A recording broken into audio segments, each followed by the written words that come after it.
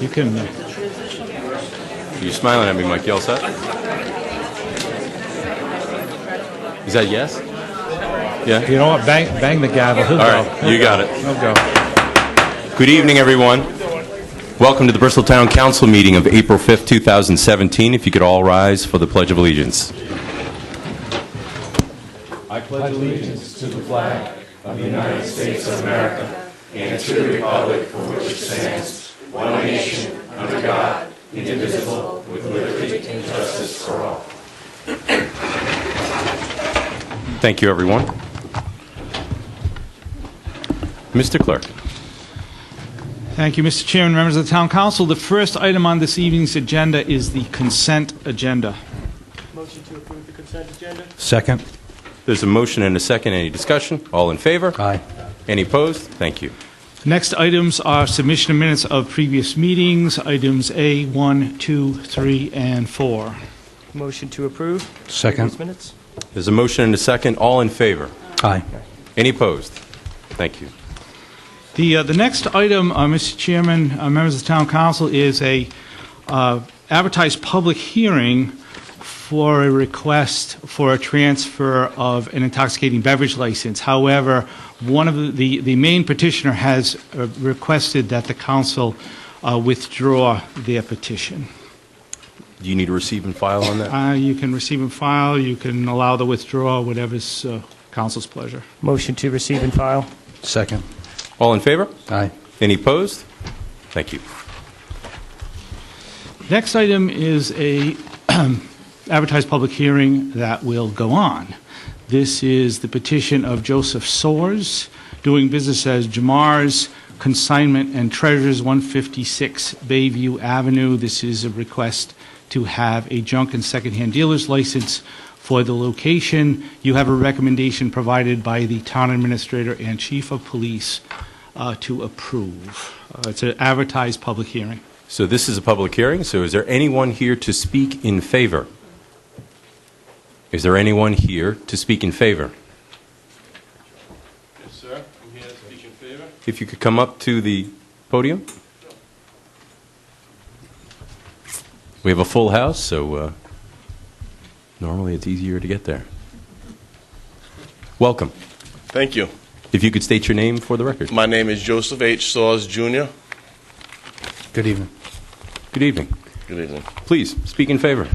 Well, I'm opening up a consignment collectibles store, and I've been doing some flea market work for a few years, and I feel I'm ready for the next level, and I come across a nice place on Bayview that, East Bay Consignments in the past started there, and they did really well, and so I'm going to give it a shot,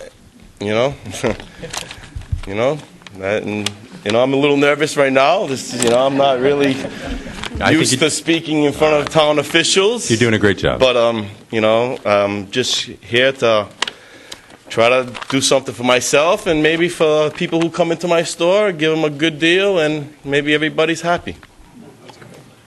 Well, you just did yourself a nice commercial for your business. That's an excellent We have commercial. a lot of viewers at home. Great. So is it said Gamars or is it Mars? It's G-Mars. G-Mars. Yeah, my girlfriend's name is Glory Mar, but we call it G-Mar for short because a lot of people, we say Glory Mar and they're confused.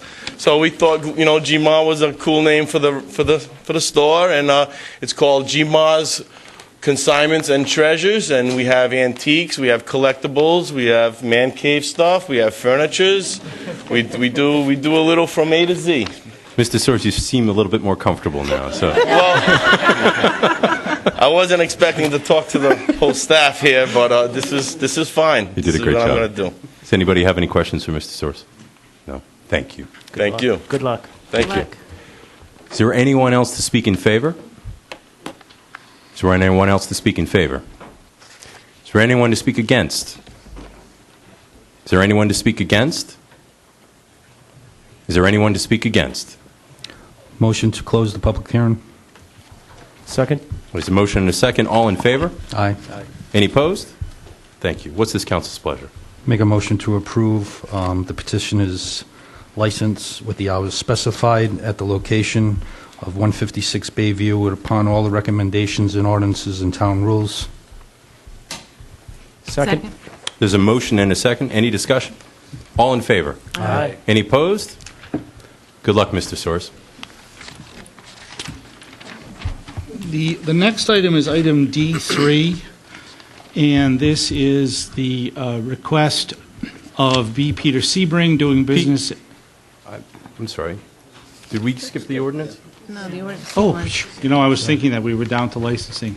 C1, okay, is ordinance 2017-01, and this is an amendment to the Town Code Chapter 10 Environment. This provides a new section which would prohibit tobacco use on town and school district properties. That's the first reading. Motion, this constitutes the first reading. Second. There's a motion and a second. All in favor? Aye. Any opposed? Thank you. And item C2, this also the first reading. This is to amend the town code to provide new definitions for the terms resident, non-resident, and commercial. This is also first reading. Motion, this constitutes the first reading. Second. There's a motion and a second. All in favor? Aye. Any opposed? Thank you.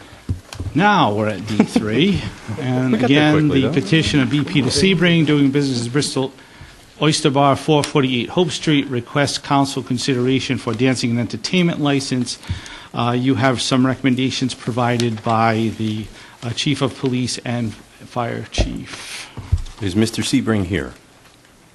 Is representation for Mr. Sebring here? No. Okay.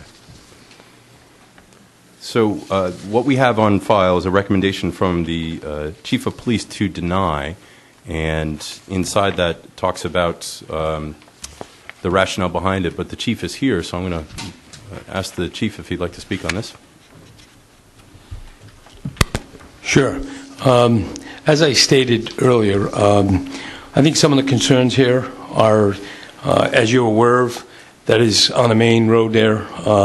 We've had some issues with noise in the past from the individuals who own the condos, Belvedere, with regards to motorcycle vehicles with loud music just parked there. And my concern is, if we go ahead and approve this, I think those things are just going to continue on as far as complaint after complaint.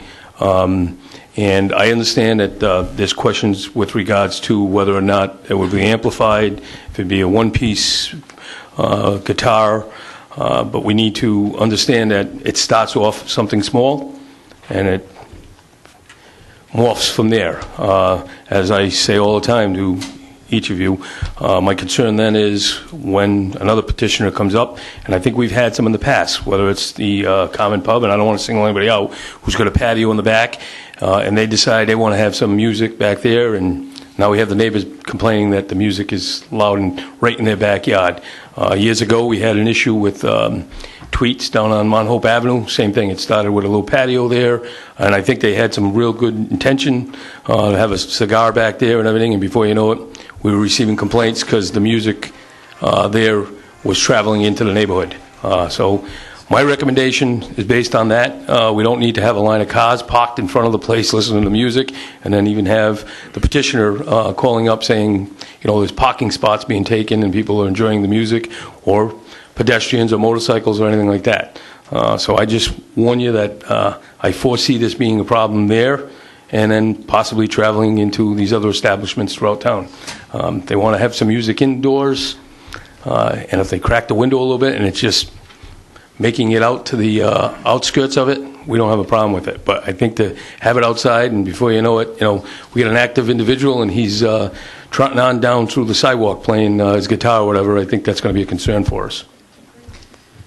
Council thoughts? Well, I just couldn't agree with you more, Chief, on this, because, I know there have been some issues in the past, as you mentioned, but the location, there's already, a fair amount of noise in that area, plus, in back of it, it's just basically an open parking lot, so the noise will travel. But what I see is that just opening the Pandora's box, the floodgates.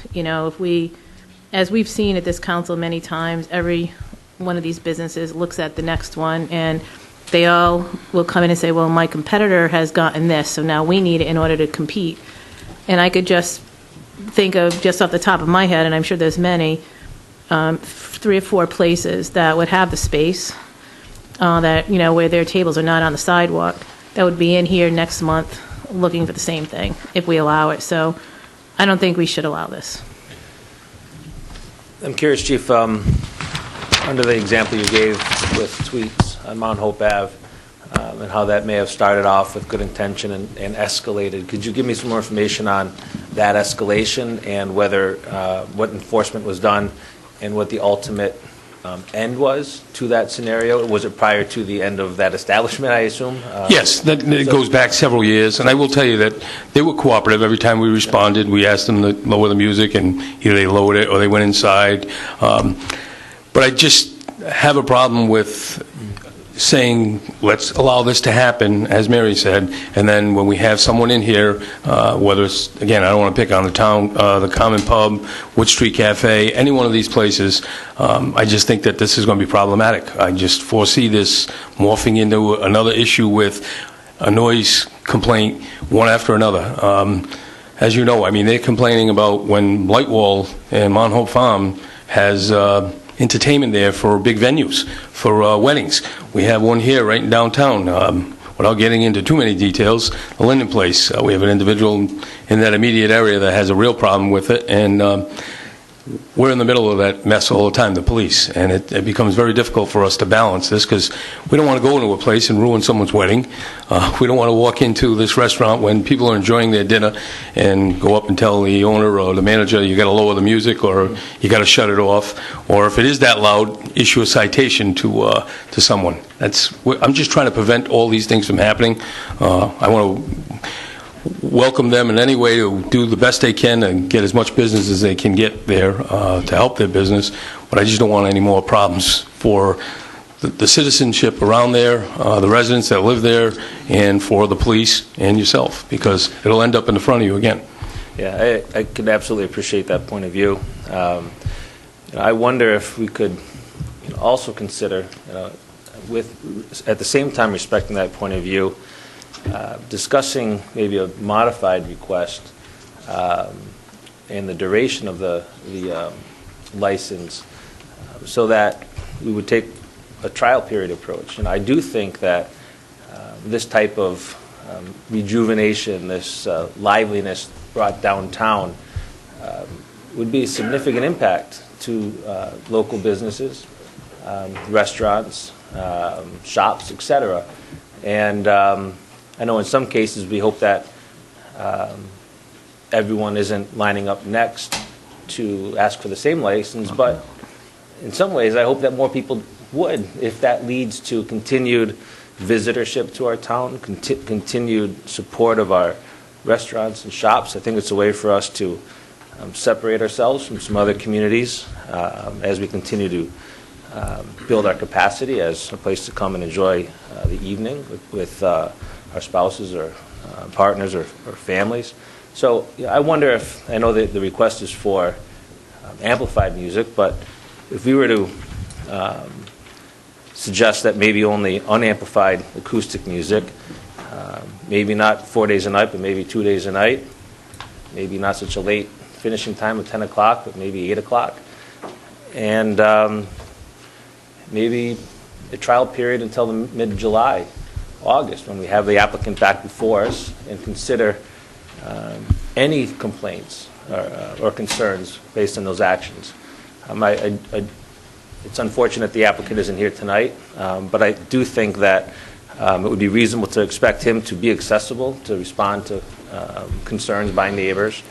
But I envision it as being something that will make people slow down on Hope Street when the windows are rolled down, maybe pull aside and park where they might not have otherwise, and experience Bristol.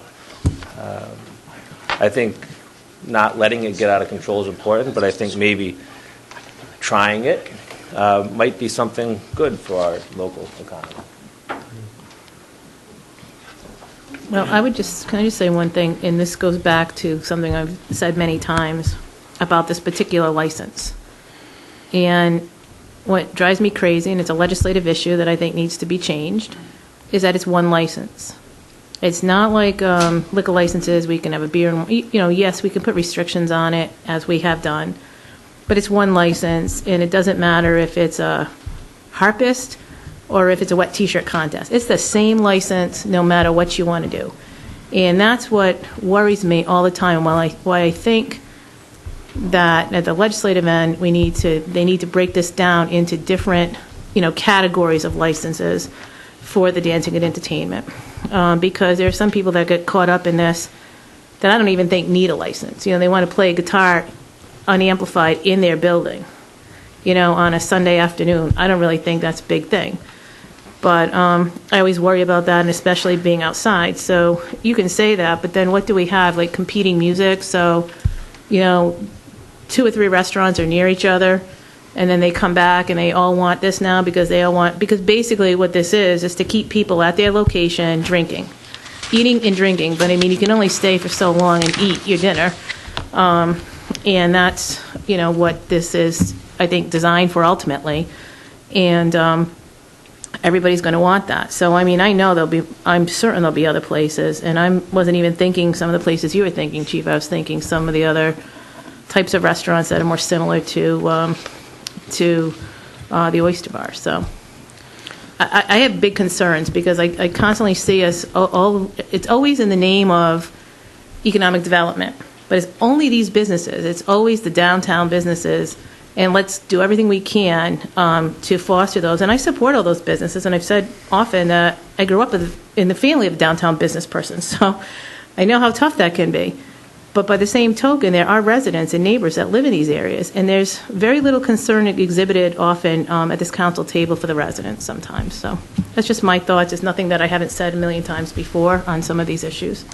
Well, I think you have a valid point, and as long as we're able to control it, and I'm sure that Roberto's is not going to be interested in having one outside at the same time, but we don't need to, and they don't even really have the room there, but we don't need a battle of the bands between music from one corner to the other.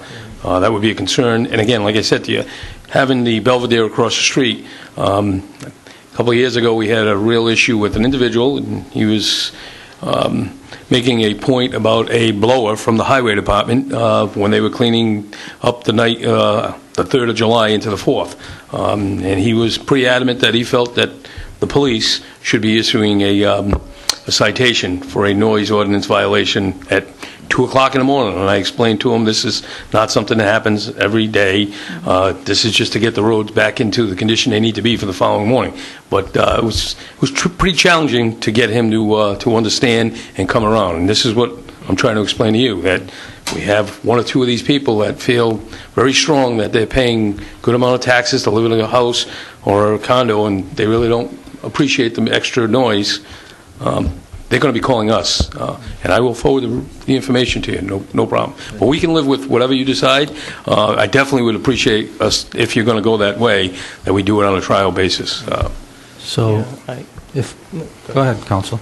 No, I just wanted to say, Chief, you make a lot of valid points. I'm just curious if we could maybe try it and just see unamplified, maybe for a couple hours, maybe a guitar, because I think a lot of people come into town because, A, that they love the restaurant, the food, 2, the atmosphere and the environment of the town creates. And I think, that's giving our businesses the tools to grow. And I think we could carve a ordinance where we could schedule where it wouldn't be Roberto's is playing and Oyster Bar is playing. We could do sort of a schedule where they would, and have a limited time. Because it's a trial basis, we want to see how it goes and is it successful?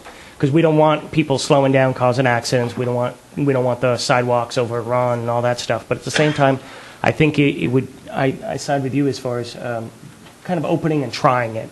And if you're willing to get around that, I think it would be beneficial. I don't know what your point is. We're willing to try anything, and you ultimately have the final say. But we just got to be very careful moving forward and understand that, as Mary said, this could be the Pandora's box. Right. And maybe we limit to 1 or 2. That's it. Okay. And we just do that is it. We're doing a trial period. Can you Okay, do that so- legally? Yeah, I was just about to say, I agree with all the points. But I mean, to limit, this is going to open up a Pandora's box. And just for the record, we keep talking about Belvedere, but there's an approved master plan already for the top of the corner here of Court and above Bristol Bagel for 4 units. But with that said, you know, we live in a very lively and entertaining town. We have events every weekend in this town. During the summer months leading up to the 4th of July, you walk downtown, it's not quiet. Even for residents, we have a noise ordinance in place, and that's good for our community. And we can't really stop a resident if, you know, they have a musician in their backyard in the surrounding area, but we're just mindful and they're respectful residents. When this came in front of me, I'm just thinking of, you know, as Vice Chairman Sweeney said, the tools for businesses, and I agree, Councilwoman Perella, that, you know, not everything is economic development because you have to worry about safety and the concerns, and it's a balancing act. So, you know, here we have a business owner that just wants to try something, and I'm a firm believer that, you know, you don't know unless you try, but I was just planning on doing maybe even just one night, maybe he could choose either Friday or Saturday night, and make it for 6 weeks leading up to 4th of July, just to see how it goes, and then get some feedback and assessment from all parties. But I definitely do think that looking at all the establishments, he probably won't be the only one, and I don't think it's the council's position to start scheduling which business. Once you give a license, that's it, and they want to thrive on those nights just like any other business. But definitely unamplified, and I think the provisions of just 1 or 2 nights to start off, to see how it goes. Mr. Sebring has been a very understanding business owner. This council has been understanding with our business owners for outside dining, and now, lo and behold, you know, they want music outside. I frequent Providence a lot, and I don't know if anybody, but, you know, when Dominic sings at De Pasquale Square, every business on Atwells Avenue, when you're sitting outside, you can hear him singing. But I think it makes an environment, you know, and a lot of business now, like Judge Roy Beans, they take their windows open to give that airy atmosphere in the summer. I think it just adds to a dining experience, a diverse atmosphere for our town. But I say let's just try it, and all that can happen is it's a negative thing, and then this council can take the proper actions after that. So what's this council's pleasure? So I'd like to make a motion that we grant the license with conditions that unamplified acoustic music will be allowed 2 nights per week, and to July 15th, whereas we would like to have an opportunity for the applicant to reappear or reapply to this council for consideration to extend the license for a longer period of time. Renew, yeah. To Yep. renew it. And Which 2 nights? I'd be hesitant to get into event management, like you said, and saying which nights. I think there'll be weather concerns that will want to be taken into account by the business owner of which nights, but I think it should be either Friday or Saturday night. Yeah, because Thursday night is a work night. We have to be mindful, you know, rolling this out at first, not knowing what's going to happen. So and I 2 nights agree would with be you. both nights, but I'd say if I would allow it on Friday and Saturday night. we want to try with 2 And businesses. and what's the hours? 4 to 8? He's too early. I think 4 to 8 would be reasonable. He is too early. So I heard that as a motion. Is there a second? Can we just go through the motion with all the specifics? All right. The first thing I was going to suggest is your council meeting is July 26th. so Exactly what I was writing down. Don't do it right in the middle. Yeah. Make it till July 26th. Yes. I think you do need to specify what the hours are. And I guess the motion is to choose 2 nights of the 3 between Thursday and... Friday and Saturday. Oh, you said Friday and Saturday, I'm sorry. Yeah, And- I think and we 4 to limit 8. limit it to Friday and Saturday, those 2 nights. Okay. Yeah. I don't support this, but I'm just curious, like, wouldn't we let the owner decide? Because sometimes people do things on other nights so that they bring business in. Like your busiest night might be a Saturday night. You might not need to bring business in by having a special event. I mean, I'm just curious about that. But, you know, if you're going to do it. The license would be limited to Friday and Saturday night.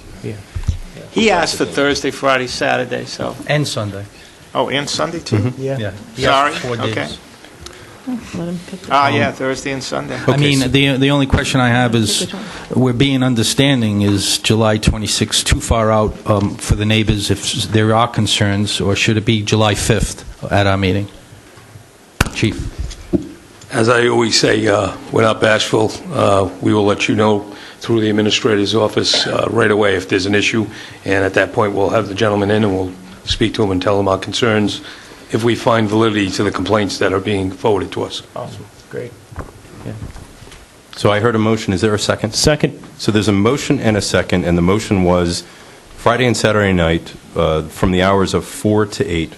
So allowed Friday and Saturday night from the hours of 4 to 8, that the applicant would have this through July 26th, which is our meeting at the end of July. Was there, I'm sorry, unamplified. Was there anything else? Acoustical. Unamplified acoustic, so no amplification acoustic. Anything else? Just for discussion, I believe he said 4 people that you can have with this type of music. I'm just wondering. His application said, I have 2 to 3 person, Okay. so. All right. Said to one. I'm just saying, even unamplified, if you have 10 acoustic guitars playing at the same time, I mean, you know, let's be realistic of what we're trying to approve. So I think we're being very understanding. You want to limit the number of musicians? I mean, I would say to 3. As he applied, 2 to 3, I think is reasonable. Okay. Okay. Any other I think we should clarifications? specify that. So we have a maximum of 3. Any other? Said 1 to 4. Okay. I think you're right. So we have a motion and a second. All in favor? Aye. Any opposed? Yes, I'm opposed. Okay. Thank you. Okay. The next item is the petition of Jackie DiCiccio, doing business as the Coastal Canine, 47 Gooding Avenue, requests council consideration for dog kennel license. This is for consideration, Mr. Clerk, because I didn't see any supporting Doesn't seem to be any application. recommendations. She did the application? Excuse me, Mr. Chairman, we do have the recommendations. The Police Department, Animal Control, and our zoning official actually made it there today. They were all in favor of it. And you have them? I have it. Okay, so could you just give us a synopsis of those? Is there anything specific besides? There's nothing about Our it. Animal Control Officer recommended that it be limited to 20 dogs maximum for the first year, but per law, per statute, I believe they're allowed 30. So the recommendation is a Would be for maximum of 20? for the first year. Yeah. Okay. Any other specifics on there? Can we derive, Michael, from the state statute and make our own motion for Yeah, that? licenses can applicant? always be conditional, Okay. so, yes. Is the applicant here? Yeah. Hi, Welcome. thank you. Well, I'm Diane DeSico, that's my daughter Jackie, that's Oh, why. okay. Hi. Did you want to speak on behalf of this? No, No? no. I really don't like being up here, but it's... You're just like Mr. Soares. He didn't want to be here I'm even either. worse, yes. We don't. Was it conveyed about the 20 dog? No, that's fine, that's okay, we were good with that. so. Okay, great. Mm-hmm. Okay. Any other questions? What's this council's pleasure? Make a motion to approve with a limitation of 20 dogs. Second. There's a motion and a second. Any discussion? All in, Mr. Chairman, that was for the first year. For the first year. Okay. so that- and the license is renewed It's a good on a yearly basis, correct? Yes. Okay, so we have a motion and a second to approve. All in favor? Aye. Any opposed? Thank you. Good luck. Good luck. Thank you.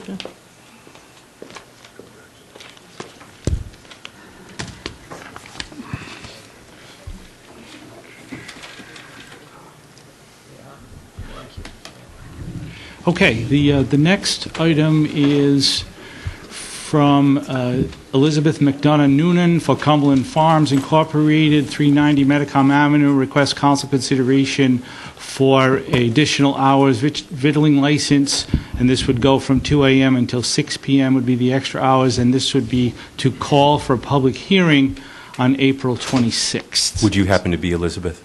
I am. Welcome. Thank you. Welcome. So all this is just calling for the public hearing? I understand, yeah. Okay. I wanted to clarify when you read it, it's 2 a.m. to 6 a.m. is the extension we're looking for. That's the revised hours, so it would make it 24 hours. That's it, yes. Exactly. Right. So with that, I make a motion to call for the public hearing on April 26th. Second? There's a motion and a second. All in favor? Aye. Any opposed? Thank you. Thank you. See you then, thanks. Nobody wants to stand up there. Have you noticed that? The next is the petition of Al Vidro and others on behalf of Our Lady of Mount Carmel School, 127 State Street, request council consideration to install flashing school zone sign on High Street and State Street. You have a recommendation from the town administrator and chief of police requesting the opportunity to do a 30 to 45-day review of the request. Welcome. Thank you. For 3-year-olds and 5-year-olds and the rest of the teenagers, there's 2 teenagers here, I want to speak up for them.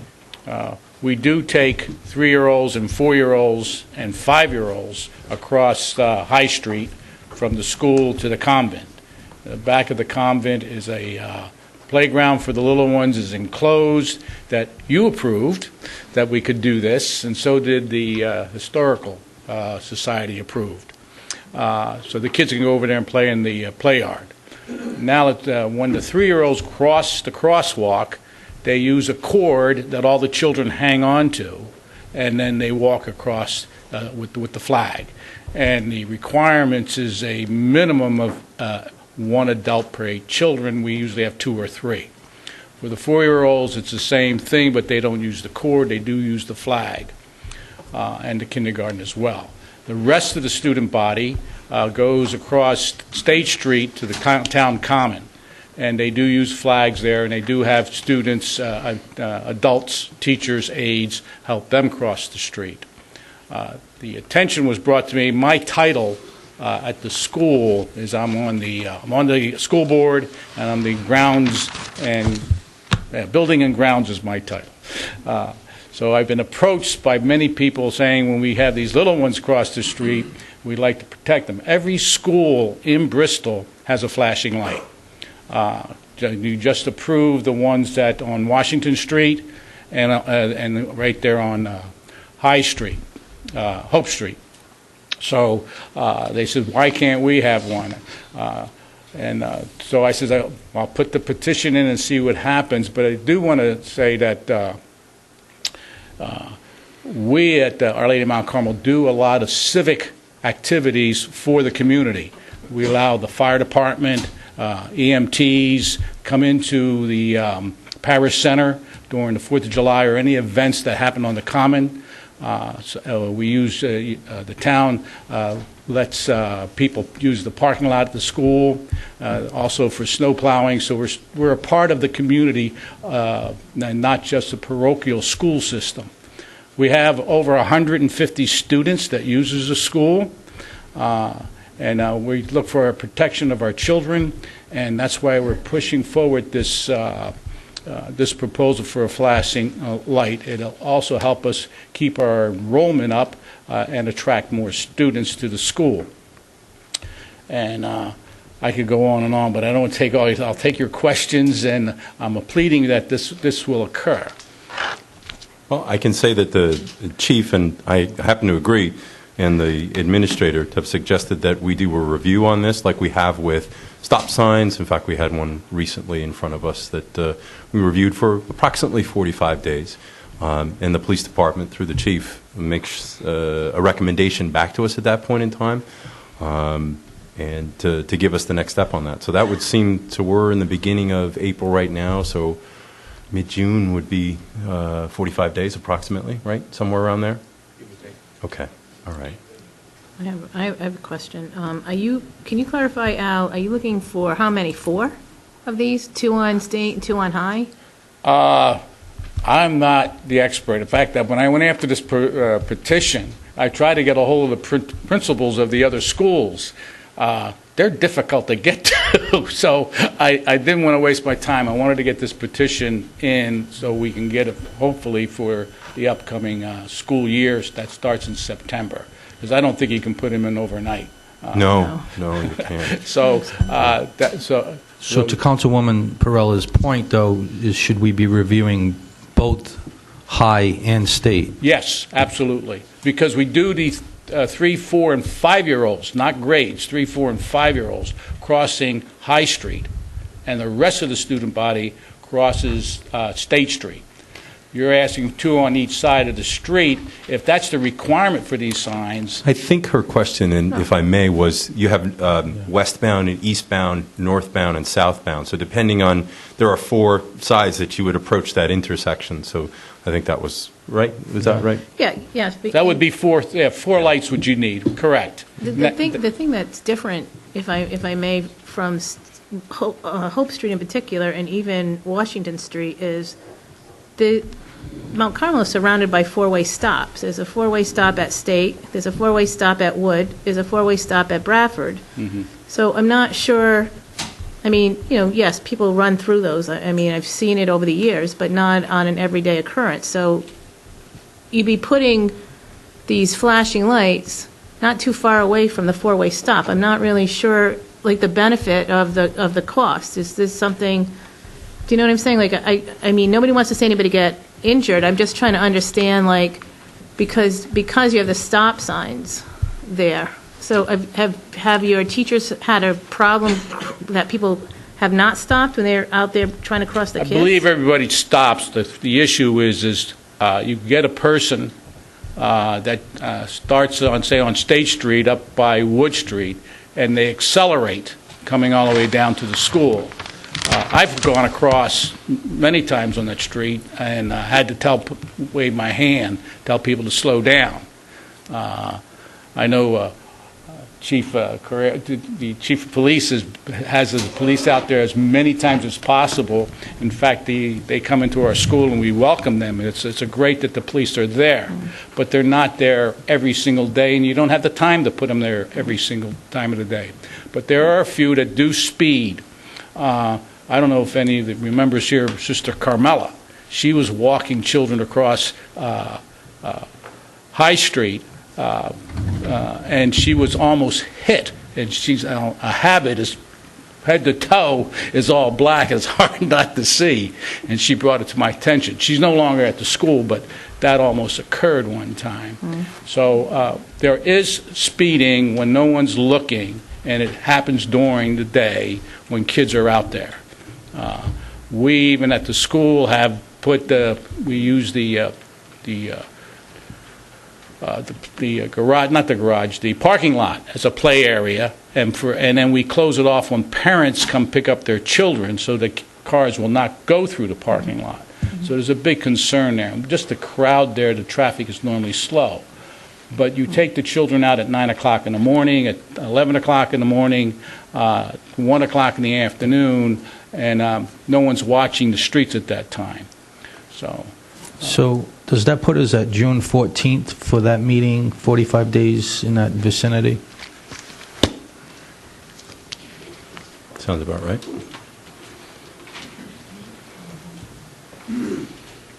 Well, you have a June 7th and a July 5th.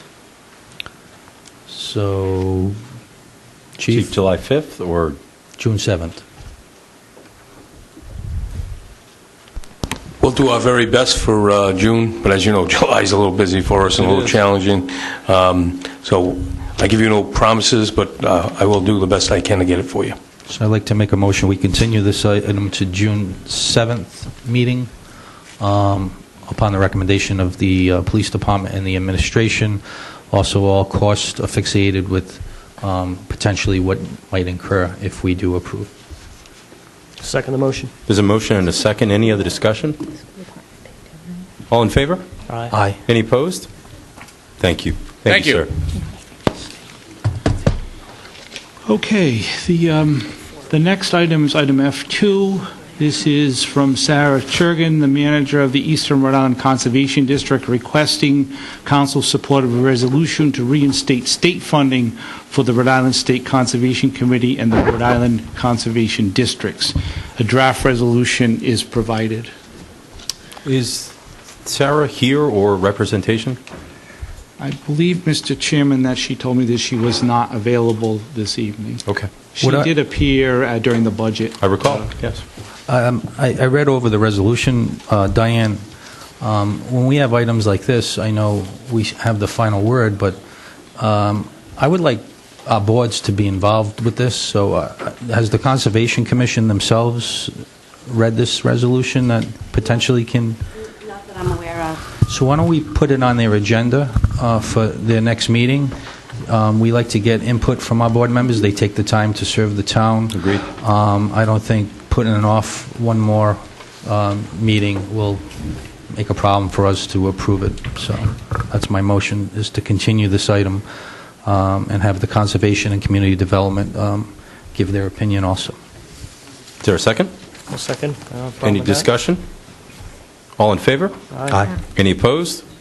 Thank you. The next item is item F3, and this is a petition from Pamela Bishop for the Bristol Garden Club regarding a proposed rain keep project at Thomas Park. Welcome. Hi, thank you. I'm Pam Bishop, and I'm going to initially defer to my co-chair, who will describe the project to you, and then we'll both take your questions. Excellent. Hi, my name's Laurel Curtis from the Bristol Garden Club. As you may or may not know, we maintain the gardens, Mrs. Perry's garden at Thomas Park, and in an effort to provide a continuous supply of water to the area, rather than you see us, you may or may not have seen us carrying jugs of water across the street. The club proposes to install a rain collecting sculpture. To that end, we seek from the town council this evening, or for your consideration, a letter of support and approval for our project, which has been encouraged by Walter Burke of the Parks and Recreation Department.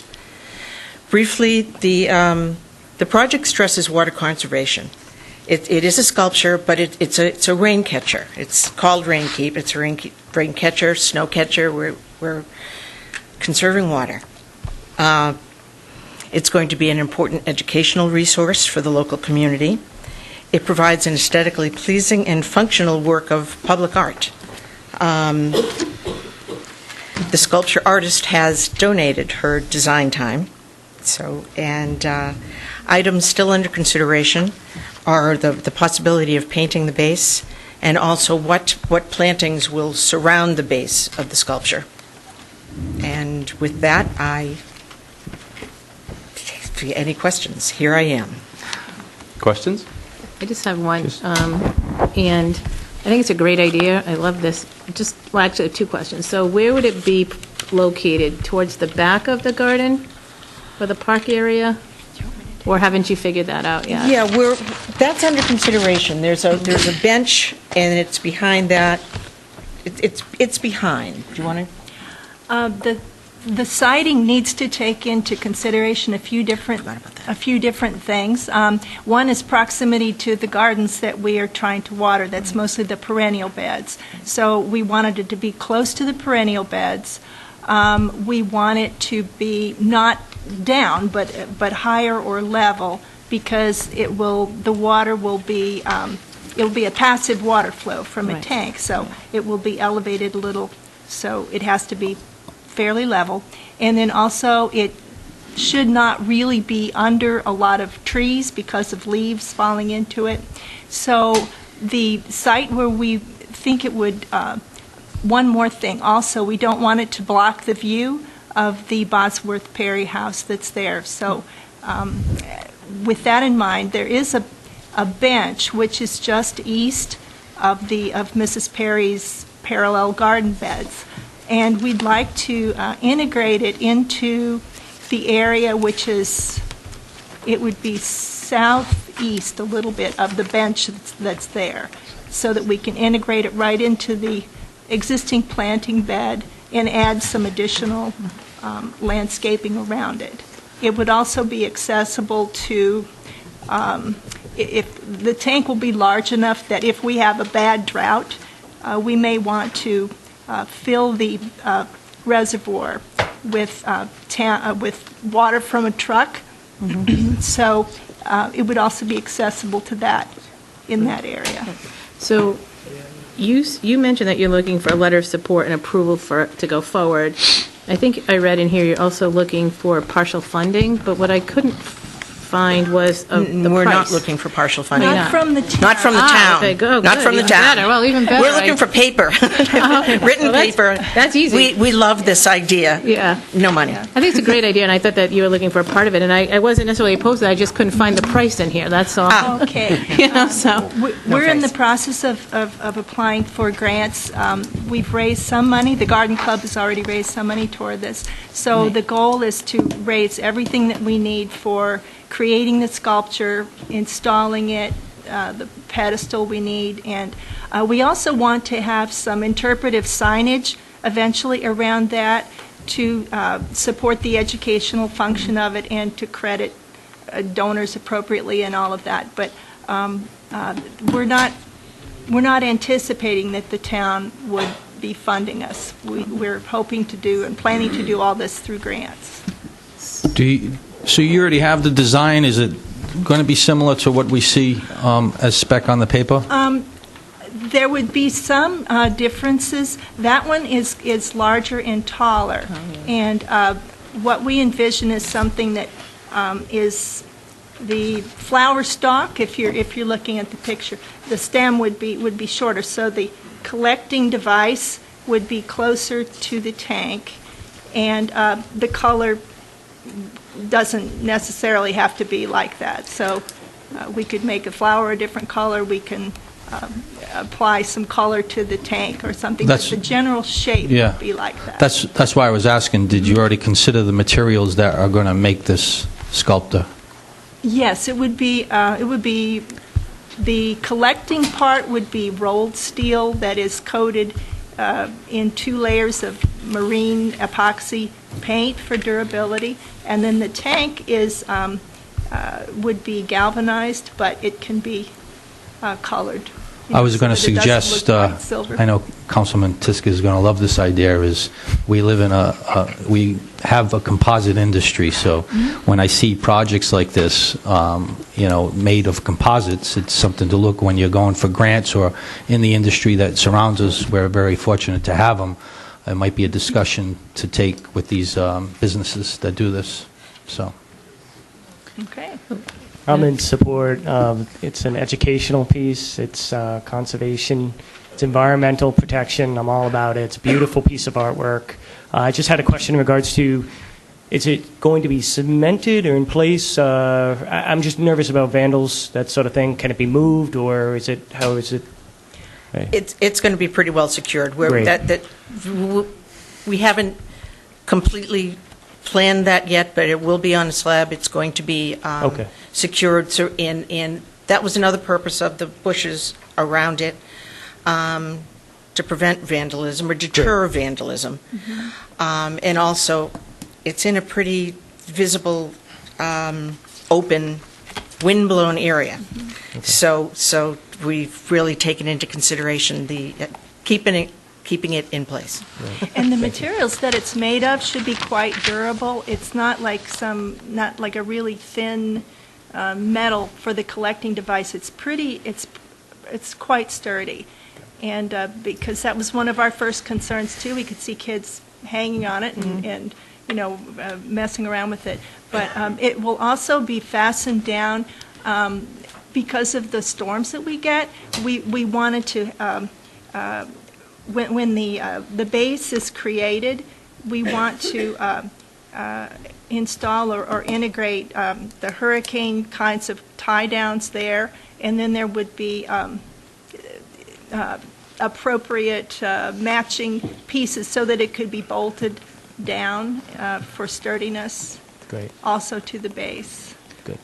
Probably be pretty heavy when it's filled with water, but nonetheless we just want to be sure that nothing happens during a storm. Exactly.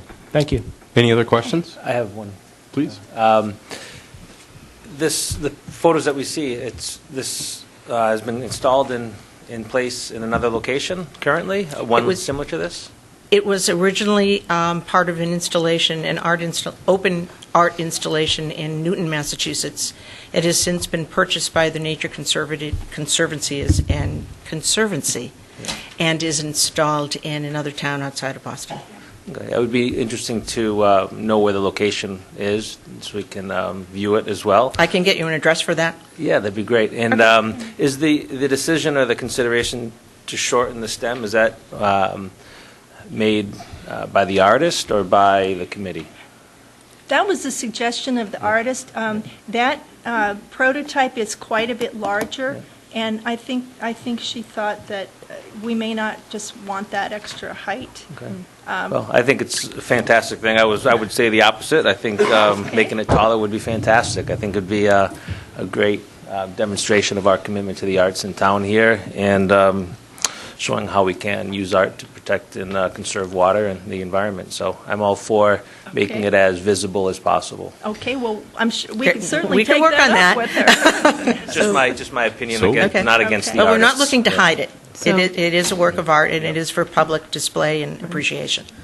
So can we, so I'd like to make a motion to support the project, to approve the project, and to submit a letter of support that is needed for whatever grants or fundraising opportunities that you have. Second? There's a motion and a second. Any discussion? Just curious on what the, sorry. No, I'm kidding. Go ahead, please. I'm curious what your budget is that you're trying to raise. It might be good for the public to know, for if there are anyone out there that would like to support this. Okay. Let me get my paper out. Do you just want me to? I know the number. Okay. All right, go ahead. It's currently budgeted at $10,000, and we have raised half of that through fundraising activities, and we have grants out for the balance, and maybe for a little more for landscaping and other little things that'll come up, installation. Yeah. And if anyone is interested in supporting, they should contact who? They can contact You? me or you, Or either me. one of us. We're writing the grants, so Pam Bishop or Laurel Curtis. Great. And would you like us to supply our telephones? What you can do, if or- you don't mind, is you could share it with the clerk after the meeting, All right. and Sure. and anyone that's interested, which is a great point, can reach out through the clerk and get in touch with you. Lovely. We Terrific. would I had a welcome that. question for you, that along with this park, what other parks and what other areas in town, because I know it's not just here, what other areas is the club maintaining and keeping beautiful in Bristol? The Memory Garden in the back of the library. There's also the islands at Bristol Ferry Road and Griswold? not Griswold. Not Griswold? One right- No. Okay. As a matter of fact, not. Where Woods- That's the other club. Yes, where Wood Street. Yeah. The Wood Street, the island, which is also a fabulous club, by the way. Okay. It's Bayberry. Good Garden recovery Club. there. All right, great. So we have a motion and a second to approve and also to send a letter of recommendation. All in favor? Aye. Any opposed? Thank you. You ladies Thank could let our clerk know exactly what you need in the letter for Okay. it to state. We'll do Sure. that. Yes. We do have a Thank you website, so so much. if anything, we can advertise to help the community. So, Thank Great. you. Thank you. Thank you very We'll be much. sure to take advantage of that. Thank you. Thank you. Thank you. Thank you. The next item, Mr. Chairman, members of the Town Council, is petition of Stephen Brown, Executive Director of the Rhode Island ACLU affiliate, request council consideration of an ordinance regarding immigrant protection. There's a summary provided and also a draft ordinance, and provided by the Solicitor's Office is a draft resolution concerning the same matter. Welcome. Hi, thank you. There's a couple of us that were hoping to be able to speak, if that's okay, Sure. about this. If you wouldn't mind stating, I know who you are, but if you could state your name for the record. My name is Mary Kay Wright, and there's quite a few of us here in support of this recommendation from the ACLU, and we're really grateful to have the opportunity to speak to you about it. This is a really compelling issue that began to grab our attention in January with the initial reports of action being taken by the new administration in Washington to expand detention and deportation of even non-criminal, undocumented immigrants, creating an atmosphere of fear and the beginning of families being torn apart. When we started looking into the actions that we could take, we discovered that there were hundreds of communities across the country who already had ordinances and resolutions in place in an effort to protect these families, including nearby Boston and Hartford. So we reviewed the actions of these other communities and took heart in the statements from Providence Mayor Elorza and the resolution from Jamestown, which we'll talk about in a minute. We began to work at the state level with other organizations, and we spoke at the House Judiciary Committee meetings last month in support of a House bill protecting immigrants and in opposition to a bill there that would force our law enforcement agencies to carry out the work of federal ICE agents, and even set penalties of fines and imprisonment for individuals who did not report violations. So we are really grateful that the ACLU has provided guidance for us and are impressed with the packet of information and the model ordinance that is before you tonight. This represents weeks of thoughtful consideration by the National ACLU organization, guidance from the New York Attorney General, and has been sent out across the country for all communities to consider. It seeks to preserve the constitutional rights of all persons in the United States. It promotes public safety by maintaining positive police-community relations. It does not prevent police from taking action on criminal activity. And it warns of the danger of legal liability for municipalities, actually, in the enforcement of federal immigration laws, as already evidenced with a case in Rhode Island that was referenced in the materials. It points out the substantial constitutional hurdles that the Trump administration would have to face with attempts to deny federal funds to communities who adopt ordinances like this. And it pledges ACLU support through legal action in the courts. Pledges their support to all the communities, which all the Rhode Island towns, cities and towns have received this. So in summary, there are a number of paths that we can take to protect our immigrant population, in addition to an ordinance.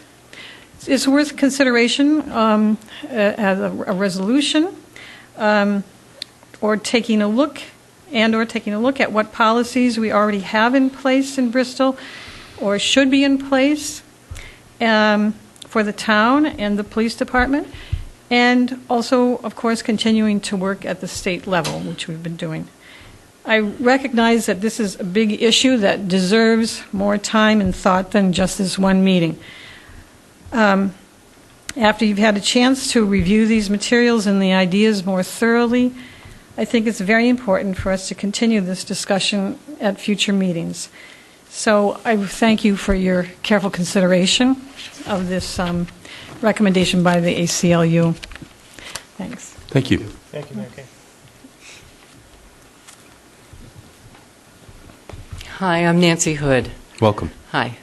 I wanted to talk more about the impact I see this having on our community already.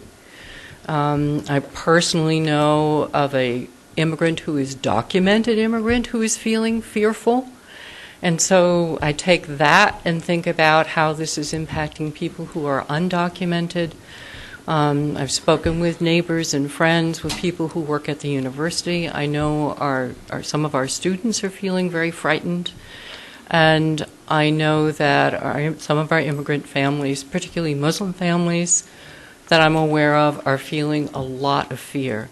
And the fear is not only because of the ramping up of arrests and deportations of undocumented and documented immigrants across the country, but it's also because of the hateful anti-immigration speech that's coming from the White House. There's a huge increase in hate crimes in our country.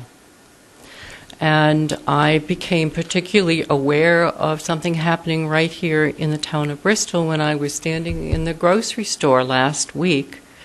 And I belong to Resist Hate Rhode Island, so I had my button on. And the woman standing behind me said, "I like your button." And I said, "Thank you."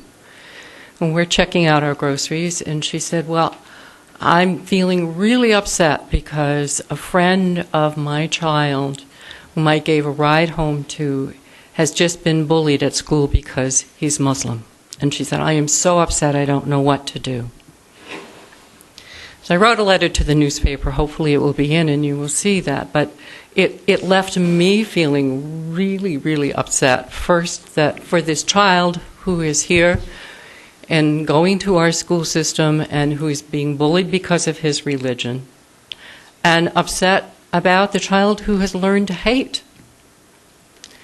So this is happening. This is one little story, but this is, I'm sure, happening on a much larger scale, and something we need to be thinking about is what kind of a community do we want to be here in Bristol?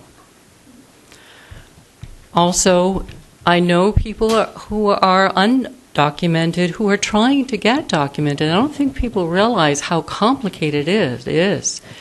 Many people have come here to this country fleeing violence in their homes, been here for many, many years, are on the path to getting documented.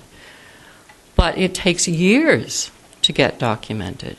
Meanwhile, they are risking being arrested and sent back to a country where they face the possibility of being killed. In Lawrence, Massachusetts, just last week, 5 people were arrested while they were at the immigration center in Lawrence in the process of doing what they needed to do to get green cards. So there's a catch-22. This is the atmosphere that we're living in, and so I think it's really important that we in Bristol do everything we can to be a caring community and to provide the supports we can. And I think an ordinance is one of many things that we should be considering. Thank you. Thank you.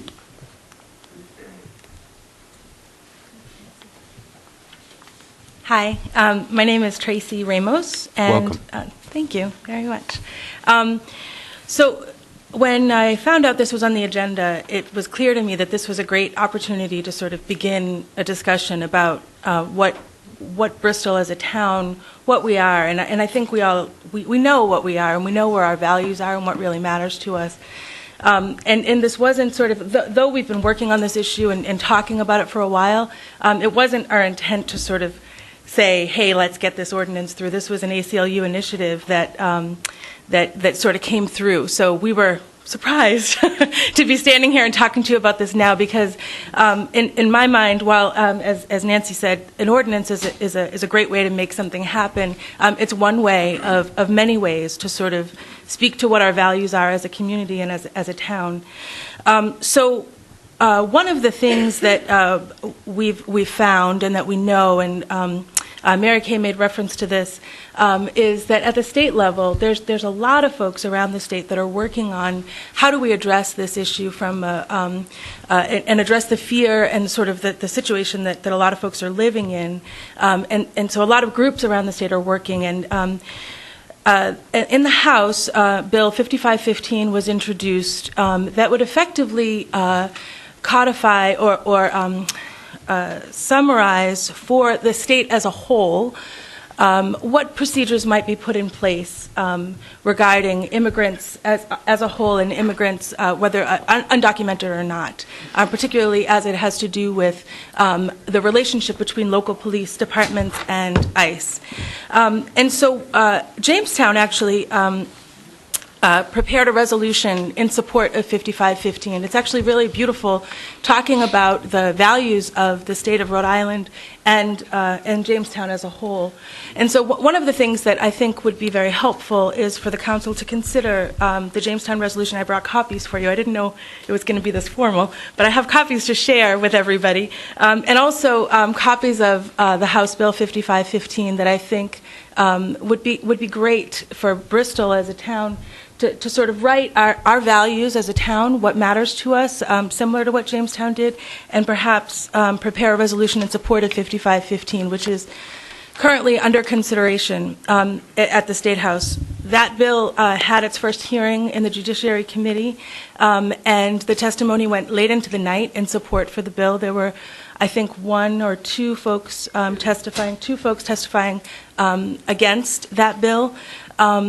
There's a lot of support around the state for this bill, and I think it would go a long way. It would say a lot about us as a town to say that we support this particular piece of legislation, and to write out sort of a statement of values. So I'm happy to share the details so that the solicitor can look at it, or that everyone on the town council could read it, or Absolutely. answer any if you questions. want to hand it to the clerk, that would be wonderful. Sorry? You can hand it right to the clerk. I'll do that. Great. Thank you. Okay. Any questions or anything, I'm happy to answer. No? Okay. Thanks. Thank you. Hi, I'm Mike Kendall. I'm a retired Episcopal priest from New York, but I retired to Bristol because it's such a welcoming place and we love it. Well, welcome. Yes. I'm speaking not for all churches and synagogues and religious institutions, but certainly my experience with religious communities is there's a huge concern about how we care for the poorest of the poor, especially for immigrants. I happen to have been the president of the Council of Churches in New York City, so I'm speaking not just for my own denomination, but my experience with other churches and synagogues, and we also were an interfaith group, so there were mosques involved in the Buddhist community and so on. There was a commission of religious leaders that are very concerned about this issue. I also happen to be the past president of an organization in the Episcopal Church called the Episcopal Network for Economic Justice. I'm still on their board, and we are right now working on a resolution to present to the National Episcopal Church to go to our government. And basically what we're asking for is that there be a real path for legal immigration and a way to protect people and support them and keep families together, which is a very frightening experience for many people. We also support churches and synagogues and other religious institutions that want to provide resources for immigrants that can include counseling, legal support, sanctuary, whatever that means for the particular community.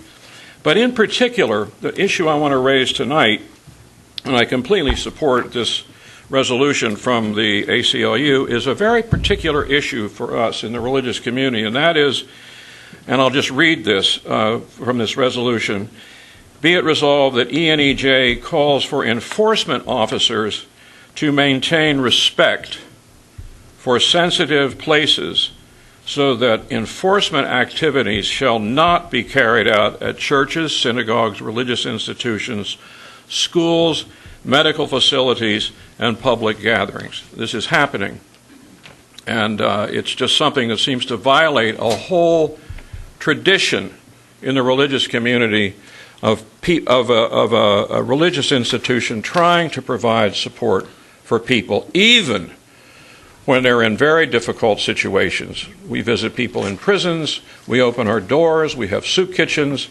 and the same for all kinds of medical facilities and other caring institutions. They should not be venues for ICE to come in and grab people. So I appreciate this town, period, and I also appreciate the fact that you're willing to consider something like this. And I know this is a long process, but anything I can do to help. And I need to say in particular that I am not speaking for St. Michael's Church. I live next door. I can't speak for them nor the Diocese of Rhode Island, but I am raising it from my own conscience and my own experience as a church leader. Thank you. Thank you.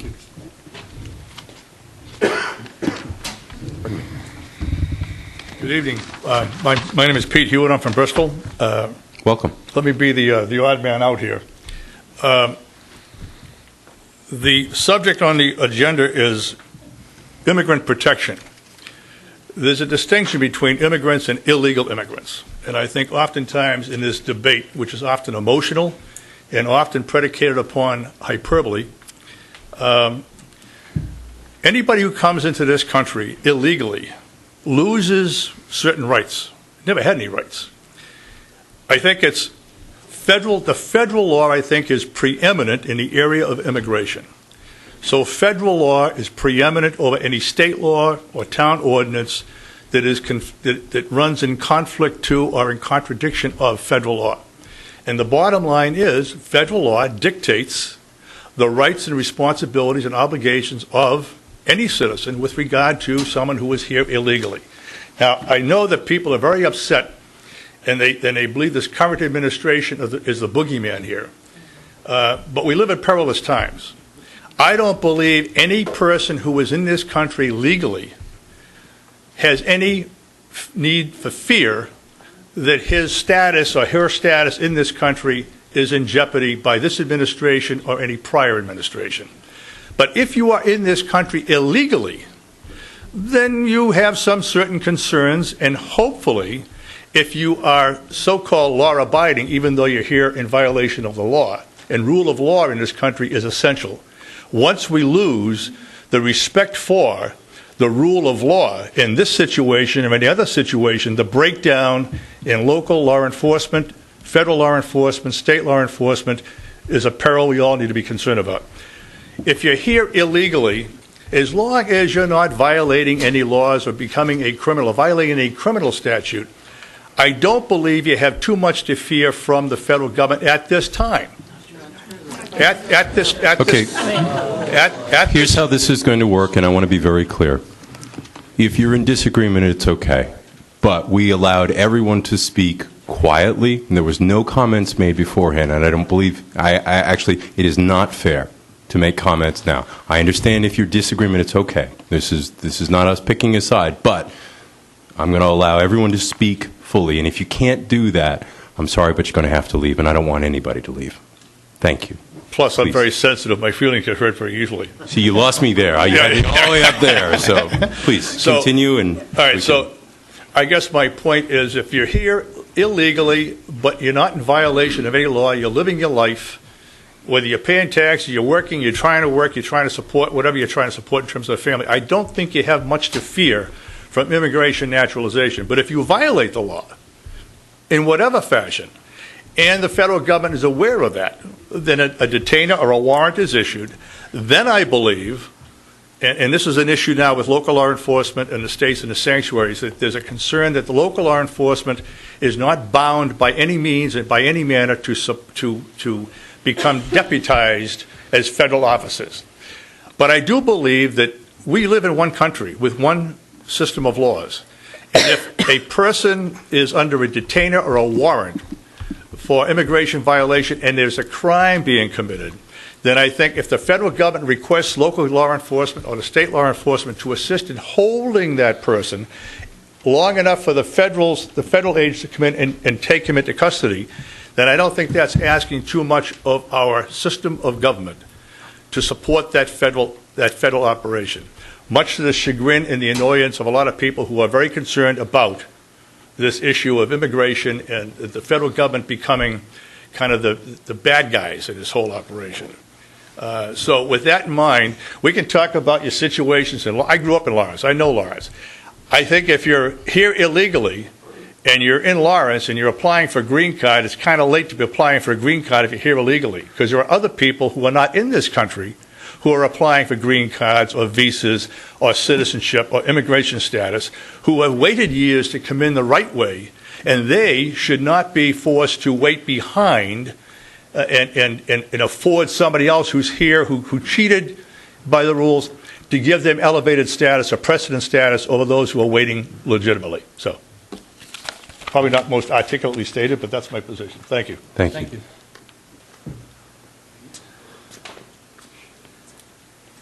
Hi, my name is Greg Hall. I'm a Bristol resident. I own a plumbing business here. Welcome. I just got a couple, things to say. I'd like to put into context to kind of respond to what Mr. Hewitt said. The immigration issue has divided this country, and it's repeated many times that people who have crossed the border have broken the law, and that's something we shouldn't allow. And on the other hand, many of the people here feel compassionate and ask for compassion for people who are living in this country and are undocumented. But what I have seen as the central cause of this problem has been misrepresented, underreported, and very rarely discussed. And that's whether we needed immigrants to work in the United States and whether we allowed them to come legally. It's often said that immigrants do jobs that Americans are not willing to do. But really, the fact is immigrants are doing jobs that Americans were unavailable to do. There's a speech by a Seattle immigration lawyer. His name is Tom Roach. And in 10 minutes of this speech is an excerpt of this speech on a website called Crooks and Liars, if anybody's interested. His name is Tom Roach. And he says, until the year of 2008, the United States needed 500,000 workers a year in the category of low-skilled jobs. These are jobs that required less than 2 years training, which is a broad category of job. It's not just farm work and cleaning. We needed 500,000 workers a year. In that category, we gave out 5,000 visas. 5,000 visas for 500,000 jobs, 1%. Many people, including Mr. Hewitt, talked about people should wait on lines. It's a very reasonable thing to believe that people should have waited on lines like the people who came into this country legally through a visa. But when you need 500,000 people and you give out 5,000 visas, that's not a line. That's a lottery. As a result, people came here across the border to fill our labor needs, not only their own needs, our labor needs, or they overstayed visas. And this is what created a situation where there are 12 million people here undocumented. And this is not really talked about enough. As I mentioned, I'm a plumber. I'm in the plumbing heating industry. I get 3 trade magazines every month, national trade magazines. Every one of our magazines every month talks about the need to recruit plumbers into our industry, HVAC technicians. We can't fill these jobs. My understanding, I've heard, secondhand, there are boat building industries here and manufacturing industries on Broad Common Road that cannot find employees. One of the CEO of Brasscraft, which is a major manufacturer of plumbing parts. If you look under your sinks, you'll see Brasscraft stops. He said that this country has a deficit of 800,000 machinists.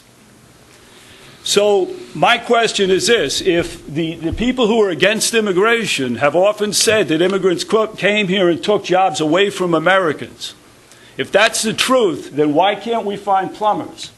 Why can't Electric Boat find welders? Why can't we fill jobs on Broad Common? That's not what happened. People came here to fill jobs that they were needed to do. If, in fact, we did not allow people to come here in the numbers that we needed them, why are we going to persecute them now by arbitrary and haphazard enforcement of immigration law? In other words, if somebody gets stopped for a traffic violation and they're asked for documents and gets deported over that, this is not serving anybody's purpose. And this is the core of the issue. The only thing I'd like to say beyond that is that the national polls that have been taken about immigration over the last several years have showed that 75% of Americans believe in a pathway to citizenship for people who are here and that are undocumented. 75% of Americans believe that we should resolve this problem with some way that the people here can gain citizenship. I would imagine if that poll was taken in Rhode Island, that would be a lot higher, being a Democratic and an immigrant state. I imagine if that poll was taken here in Bristol, that would be a lot higher. So the question is why is the 1 out of 4 or 1 out of 5 or 1 out of 6 people driving this issue? And that's what we see on a national basis. The anti-immigration people are loud, vocal, well-organized, and have a lot of money behind them. So it's up to people like us to stand up against that. Thank you. Thank you.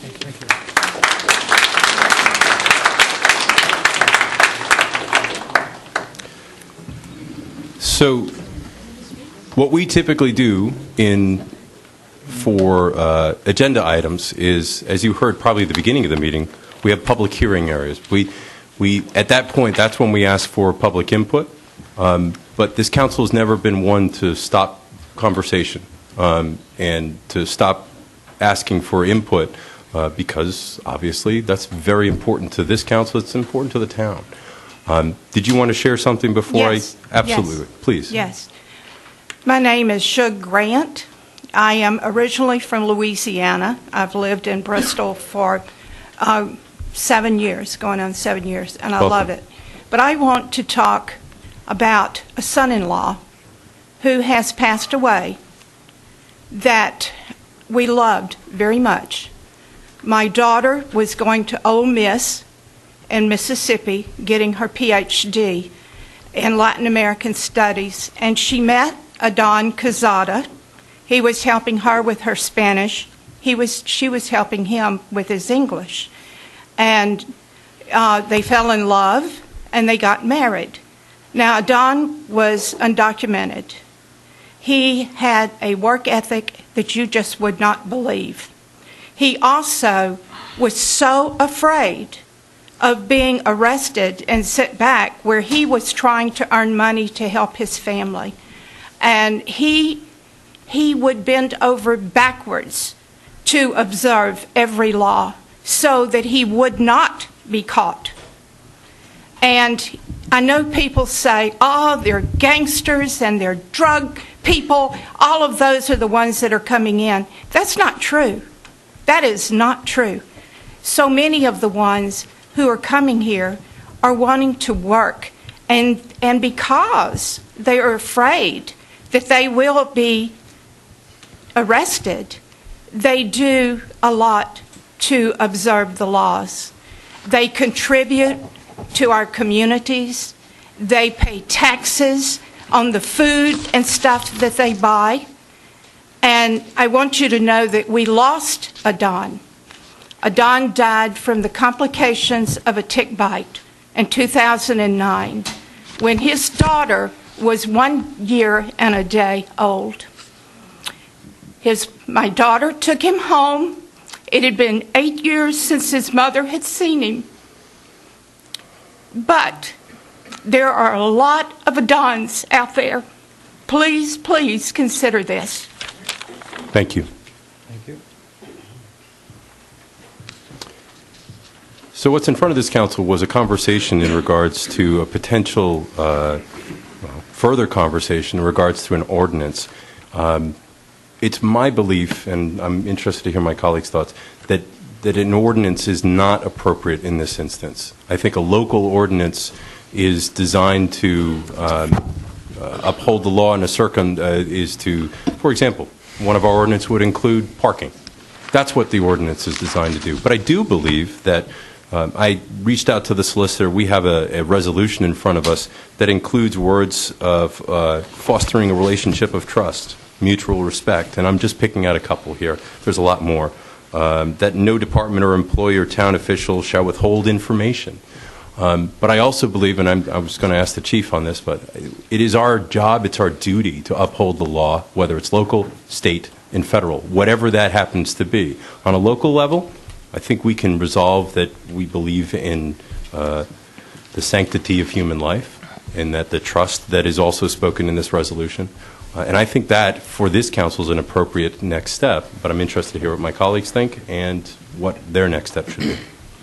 Well, in support of the Bill 5515, and I urge my colleagues to support the resolution, this resolution in support of that. I think we are, in Bristol, we're committed to equal, respectful, and fair treatment of all people. I know for myself, I work in the IT department, and I work with a lot of Indians from India, and believe me, they work extremely hard. They pay their taxes, and they love this country. So, from my experience, own personal experience, I think we need to consider what makes Bristol great, what makes Rhode Island great, what makes the United States great, and that's our diversity, and we are a melting pot. And so I'm in support of the resolution moving forward. Thank you. No. Thoughts? Sure. As you stated, the agenda item is clearly states consideration of an ordinance, and I don't think that we should necessarily rule out the ordinance at this point.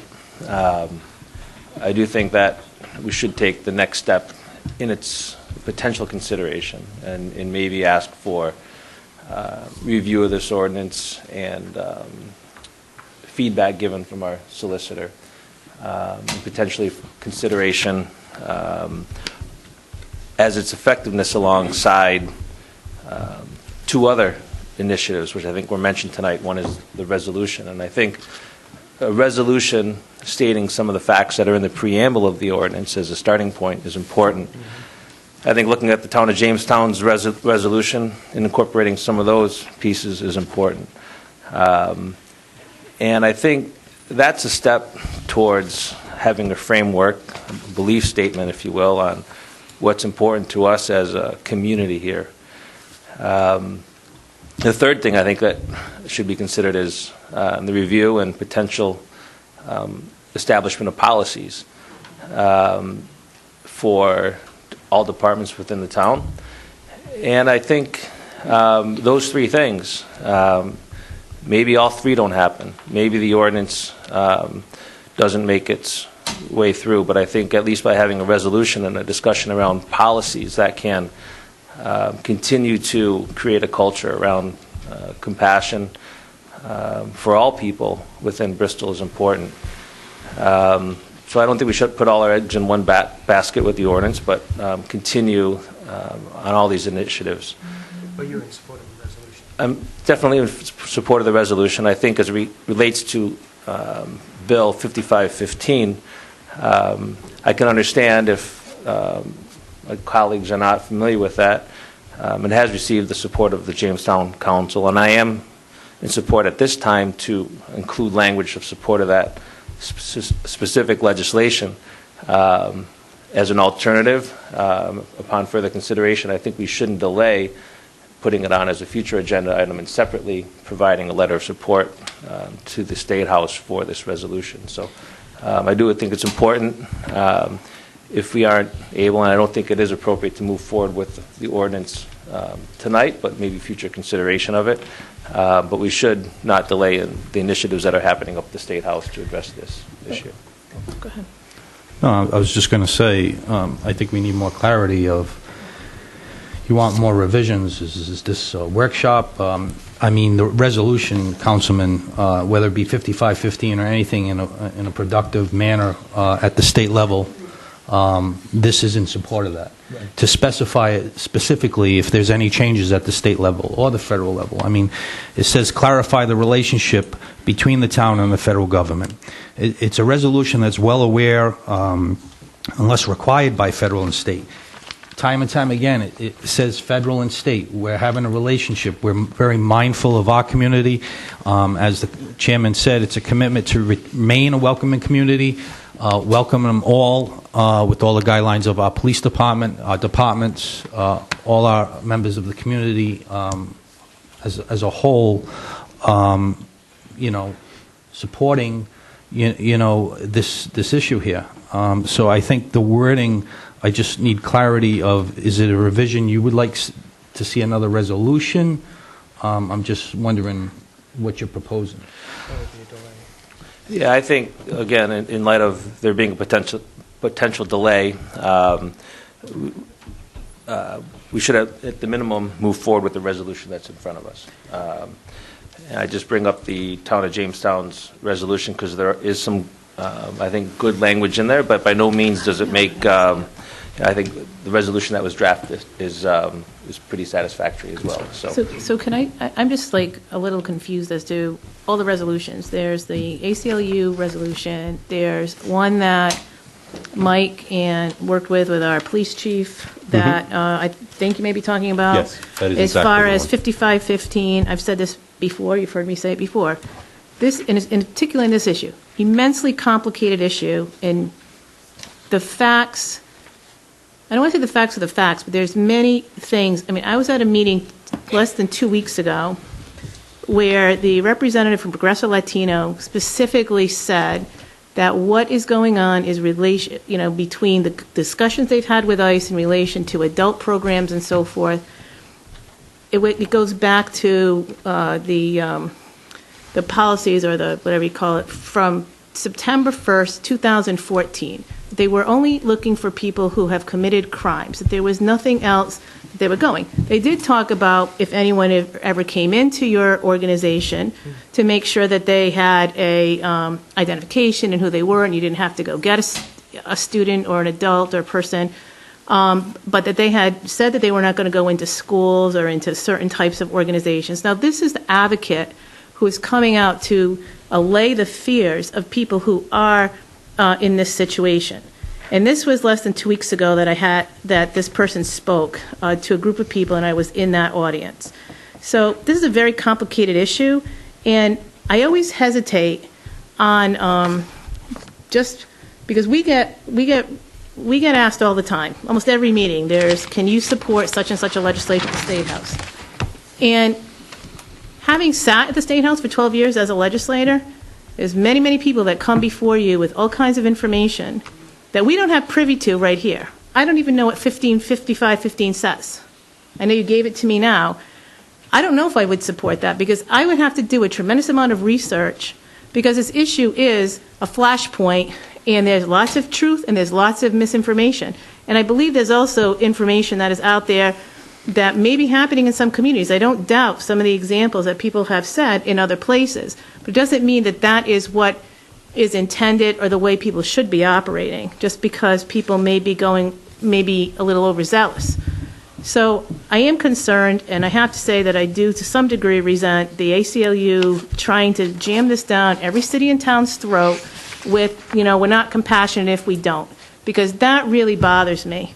Because I think we do many, many things in this community very well, and to say that we don't have our values straight, if we don't pass an ordinance that ACLU wants, that gives it to us right, like that we got like Friday, basically, I don't think it's fair, and I don't think it's right. And so if we're looking at the ordinance, the resolution, so I don't support an ordinance in the first place, but a resolution that I would consider would be what our solicitor came up with. Agreed. And has nothing to do with 5515. Agreed. And basically lays out, I don't want to use the word codify because this is an illegal document in that respect, but lays out basically what we already do. Because to imply that our police department is somehow going to become deputized to ICE and run into every church in Bristol and grab people, it's never going to happen. So I don't think that people should imply that either. And so I think we have to be clear what we're talking about. And if there's a move to go to 5515, then we have to be very, very, very, very clear what the ramifications of that are for everybody and everything. Just because, people that I have a great deal of respect for, but listed out the groups of people, the Providence mayor, the New York Attorney General, National ACLU, not necessarily people I necessarily am impressed by. So, I think you have to be clear about that, too. So to say, if we want to be like them, this is what we have to do, I don't think that's fair. So, anyway. So for clarity, the resolution that we've all been referencing is what's a late item, and it's I-1A. So we're very clear that that's, and which is written by the solicitor. That's I-1A. Could Mike explain it? Or? No, it's... Do I have that incorrect? It's F4B. F4B. Oh, that's I apologize. That's Thank where you the for making numbers that got clarity. messed up, right? We had two late items. That was the My one apologies. that got mixed up. There were two that Right. were My lumped apologies. together. So I'm going to say that one more time. So what we're actually speaking of, and it's labeled a resolution to protect immigrants in the town of Bristol. It should be F4B. Okay. Yes. So is there a motion in regards to this resolution? I'll make a motion to pass, or to support item number F4B, a resolution to protect immigrants in the town of Bristol. I'll second the motion. There's a motion and a second. Is there any other discussion? Mike, did you need to share something? I'm sorry. No, I was just going to point out what I think Mary already said, that there's a great amount of trust and respect between our police department and the citizens of this town. This police department is not an extension of ICE. It's not part of its duties. It's not what it does. It will enforce the laws of the state and of the town, but it is not bursting into churches looking for people. Well put, sir. Well put. So there's a motion and a second. But we also are not jeopardizing potential funding either. No. This does not create you as a sanctuary town or anything at all like that. You did a wonderful job. It addresses everybody's concerns. There's a lot of input into this. I don't want to take all the credit. So we have a motion and a second to support this resolution. All in favor? Aye. Any opposed? Thank you. Thank you all for your comments. The next item on the agenda is a public service appointment section of the I need everyone to be quiet, please. Perhaps, Mr. Chairman, might want to have a slight recess if people want to leave the building so that... No, I don't. Okay. I think there's a lot of people still interested. I think we can make it by these couple things, Mr. Clerk. Okay. So these are We have the Zoning Board of Review. There is one position available with the term to expire in March of 2022, if you can believe it. The applicant is Tony M. Broom, who currently serves, who seeks reappointment. Motion to reappoint Mr. Tony Broom to the Zoning Board of Review. Second? There's a motion and a second. Any discussion? All in favor? Aye. Any opposed? Thank you. The next is the Redevelopment Agency, which we've informed the council previously that the agency is dormant. It has been having no meetings, and I believe this may be one of two remaining members who has decided to resign because of the dormancy issue. Motion to accept the resignation with a letter of thanks. Second? There's a motion and a second. Any discussion? All in favor? Aye. Any opposed? Thank you. Okay. The next is the North and East Burial Grounds Commission to fill an unexpired term that will expire in January of 2019. You have Scott F. Piniella, who has expressed his interest to be appointed. If this council recalls, we have a policy on interviewing candidates. This candidate was recently interviewed for another position or potential position. Wanted to know, do we feel the need to re-interview, which would certainly be very appropriate, or at this point we can make a motion to appoint? I'll make a motion we appoint Scott Piniella to the North and East Burial Grounds Commission. Second? There's a motion and a second. Is there any other discussion? All in favor? Aye. Any opposed? Thank you. And finally, the Harbor Commission alternate with the term to expire in March of 2020. You have information from my office that Mr. Stephen Roth, currently serving, seeks reappointment. Motion to reappoint Stephen Roth to the Harbor Commission. Second. There's a motion and a second. Any discussion? All in favor? Aye. Any opposed? This is where I always say, this council very much appreciates the efforts, the time, and the energy that our boards and commission give the town. Those Monday night meetings at 7 o'clock when nobody else is around, we know you're there, and we appreciate what you do. So thank you. Okay, the next item is continued from March 15th meeting. This is the petition of Stephen Brigidi and others representing the Arts in Common, requesting council action regarding the proposed lease agreement for Wally School.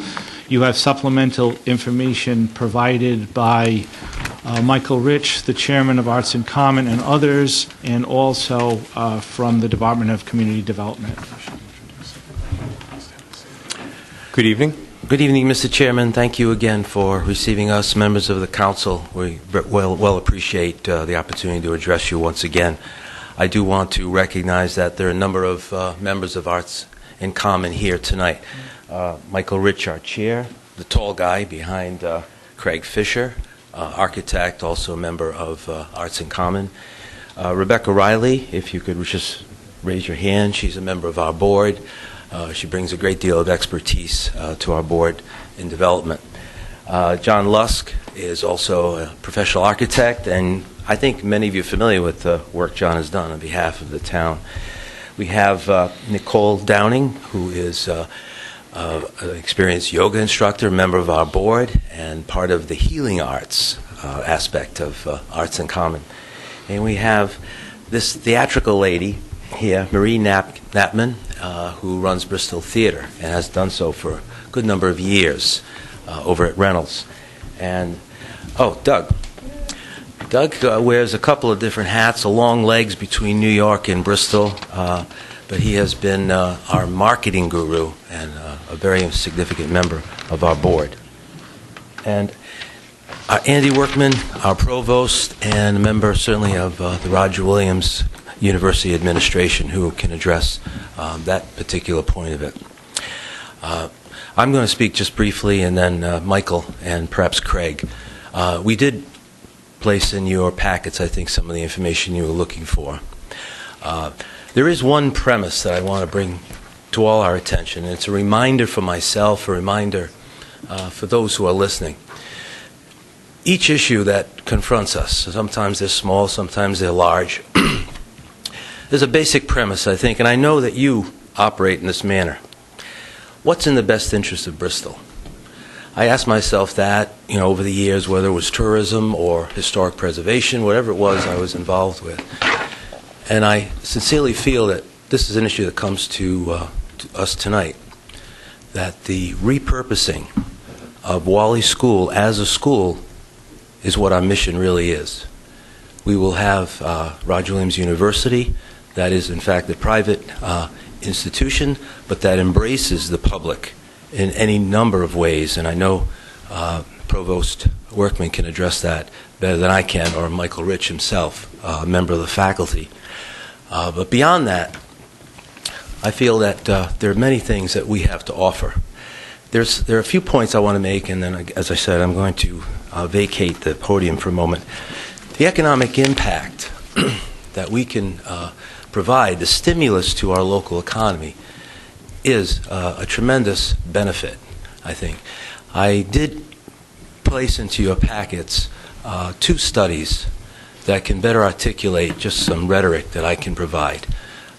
Dollars and cents, activities that will extend far beyond the limitations of what the common is, that residents and visitors alike will contribute to the economy that is Bristol, and will cause it to be more bountiful than ever in any number of ways. And this is something that is well documented by the Princeton survey that's there, as well as the Americans for the Arts. And it will talk about the dollars and the return on those dollars. So I won't go into any detail there. It's there for you. But we see this as a distinctive economic driver. The other thing I want to mention is that we will probably very well provide jobs for local tradesmen in the renovation of this.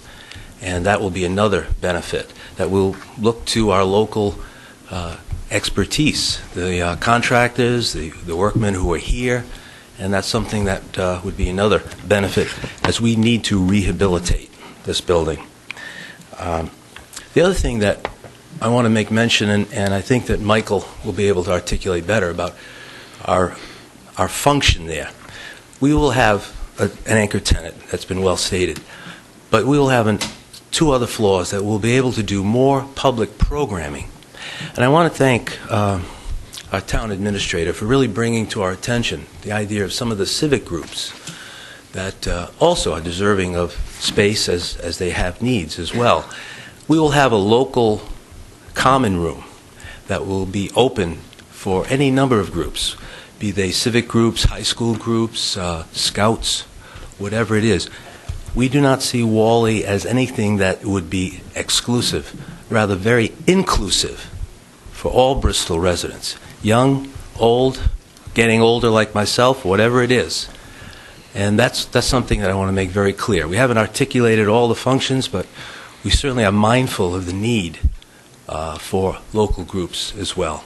Whether we can entertain them and introduce them to the arts remains to be seen. And I know we'll be capable of that, but we'll see how we can best supply a facility for them. The other thing I want to make, too, is about the source of revenue and all these things that are plans in the framework that has been supplied to you. I want to make very clear that we have every intention of opening up all financial records to the town. We would invite Julie Goucher to work with us in that respect, to meet with our town administrator, and by way of the administration with yourselves, on a quarterly basis or semi-annual, whatever you determine to be necessary. And at the end of the day, I think the mission of Arts in Common has the best interest of Bristol in mind. And I'll just leave you with that. I'm here to answer any questions, but I'm going to defer to Michael Rich, our chair. Good evening. Good evening. Thanks for having us back. We're a persistent group, if you haven't figured that out. So I'm just going to read a statement here and open things up for discussion. Do you have things to add? Maybe Craig will have things to add as well, or can be available to answer questions. But we thank you again for your thoughtful consideration of the Arts in Common plan to transform Wally School into a center for arts and culture and an important part of Bristol's emerging arts district on the historic town common. First, we believe our proposal supports the best use of this iconic historic building, built in 1890, which served the community as a school for nearly 100 years.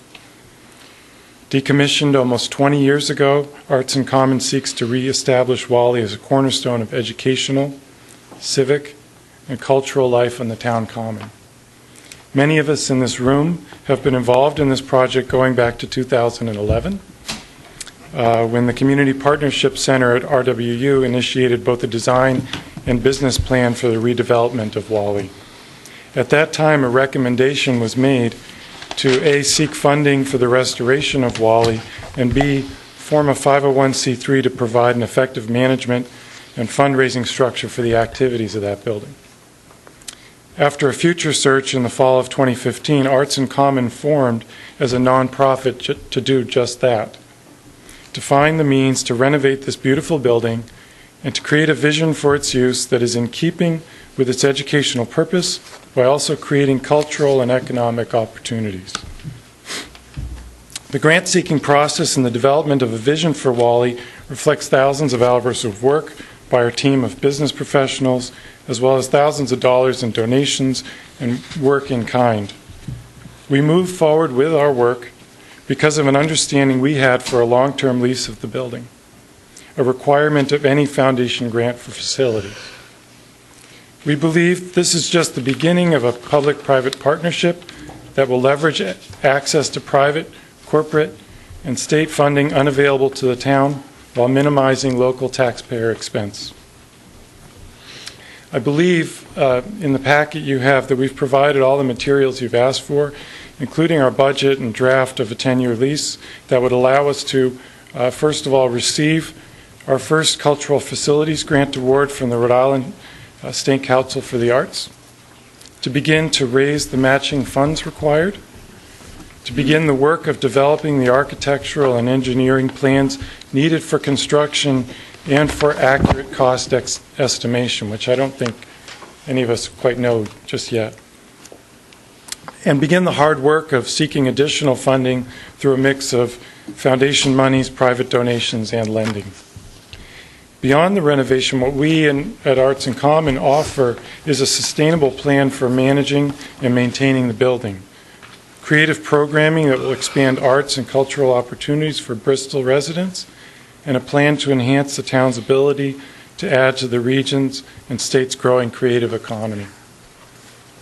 At its core, Arts in Common reflects the idea that with smarter collaboration among town, artists, and cultural organizations, and Roger Williams University, Bristol will emerge as a place for creative community development and expanded economic opportunities. So what we are seeking, lastly, from you this evening is some resolution to our request for the lease so that we may begin the hard work ahead. Thank you. Thank you. When last we spoke, at the last council meeting, there was questions at the end. I just actually was just reviewing our meeting minutes that we just approved, and it talked about some questions that we'd had that we were looking for answers on, and they included, probably not limited to, but they included cost estimates for the discussion, including lead and asbestos abatement. It included maintenance issues on the exterior of the building, what the total cost would be, or a general estimated total cost would be for the town if Arts in Common were to, if we were to sign a lease and all of that. What kind of dollars are initially be responsibility of the town, and then what happens after that? And I know that there was a multitude of questions, including that, but timeline for success was another one, meaning how long should there be given time? So, for example, a year, end of the year, to attempt to get grants and private financing. At what point is a pass, and if those things are not achieved, at what point is a fail, for lack of a better term? So I know that those things are out there. Could you speak to some of those? And I also know, and I know I just asked you a question, but I know the administrator and the community development director, Diane Williamson, gave us some of those cost estimates that we're looking in front of us right now. It was a last-minute item for today, so we've got some numbers in front of us. So could you speak to some of those things? So maybe you can go through, for example, actually, maybe I'm going to look to you, Steve, in regards to the cost estimates for lead and asbestos and all of that. And here's what I was hoping for, and I think our colleagues do too, is I don't think we have to go crazy into this, because I know that if we all decide that we want to take the next step on this, then there's some, we'll call it granular, that needs to happen at that point in time. So, but generally speaking, can you give us an idea what we're talking about here? Sure. I asked the Director of Community Development to work with our building official to go through the study that was done last year, 2016. And I'd like to defer the question, if it's okay, to Diane. Certainly. She has Absolutely. Diane. I would like to defer the question to Rich Pimenta, who is here tonight, the building official. He's in the back. You guys been working for the state for a while? He's waiting. No, He's waiting to come up. Because Hi, we Richard. did, thank you. Can you come sit with me? Yeah. We worked on this together with the town administrator, and we wanted to go back to the feasibility report that was done back in 2016. As we felt that was a really good guiding document for us. So that is attached to the memo that I gave you through the town administrator. So did you have the breakout for just the abatement? Diane and Richard, just so we don't go too deep into the weeds on this, the question that was asked at the last council meeting is kind of generally, what do we need to do? What's the minimum required from the conversations that have happened with Arts in Common to, if this council saw fit to take the next step with this, what kind of dollars are we responsible for initially? And then after that, obviously, it's a conversation with Arts in Common and the lease agreement and all of that. But generally speaking, what are we looking at? I just don't want to get on every single thing. That's why. Now that I invited him to join me, I'm the mic back. So our understanding was that the town would be looking for, or the Arts in Common would be looking to the town for the abatement of the materials, asbestos, lead paint, the heating, ventilating, air conditioning system, and the exterior envelope repairs that were necessary. And so we culled through the report that we had from last year, and we came up with a number which is in our memo to you. And I suppose if you have any specific questions about the specific items, that's where maybe Richard can help to explain where we took those numbers from. I can see Andy looking at me. Andy has... Yeah, I just want to time out there for a second, just because I want to make sure we're all on the same page.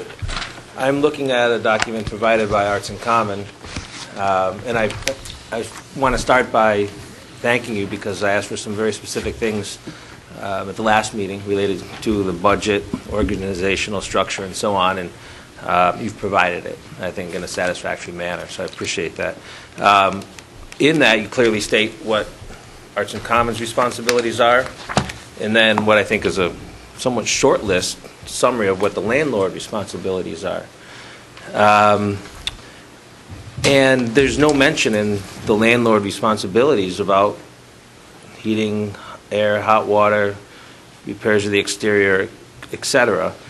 Well, actually, repairs of the exterior is another topic, but it really just talks about the landlord is responsible for mitigating and remediating all toxins relating to asbestos, lead, mold, and so on.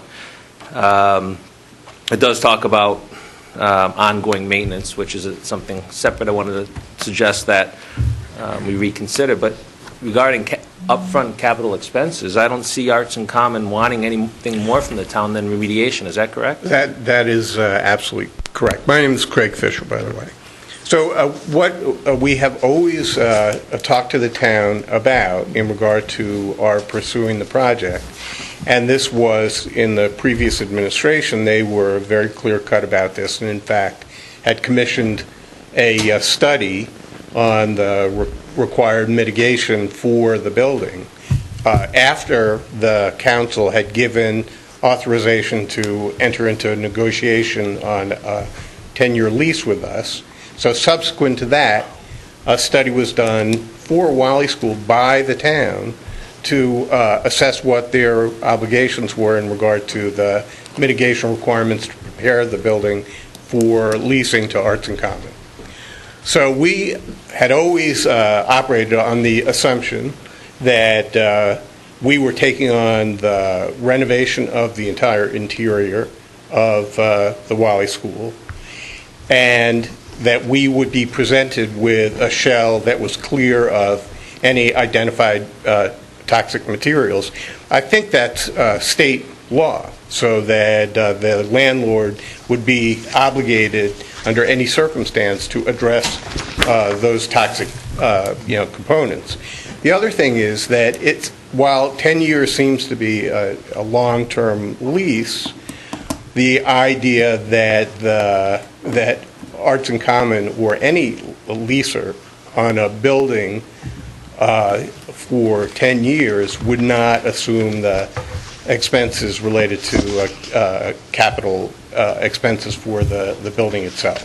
So, Craig, are you saying that you're saying that it's your expectation that lead and asbestos and alike, if you will, just stay with me on this, we don't have to get too granular, is what you were, that's what your expectation was removed once those things are done, and that's what your expectation from the town is? Then the town presents the building to us, but the town remains responsible for all maintenance aspects related to the long-term capital costs of the building, the roof, exterior, and as was specified in the documents that we supplied, Arts Common has hands-on responsibility for the improvements to the interior, which are to include, the installation of an elevator, the rehabilitation of the sprinkler system, the fire, the electrical,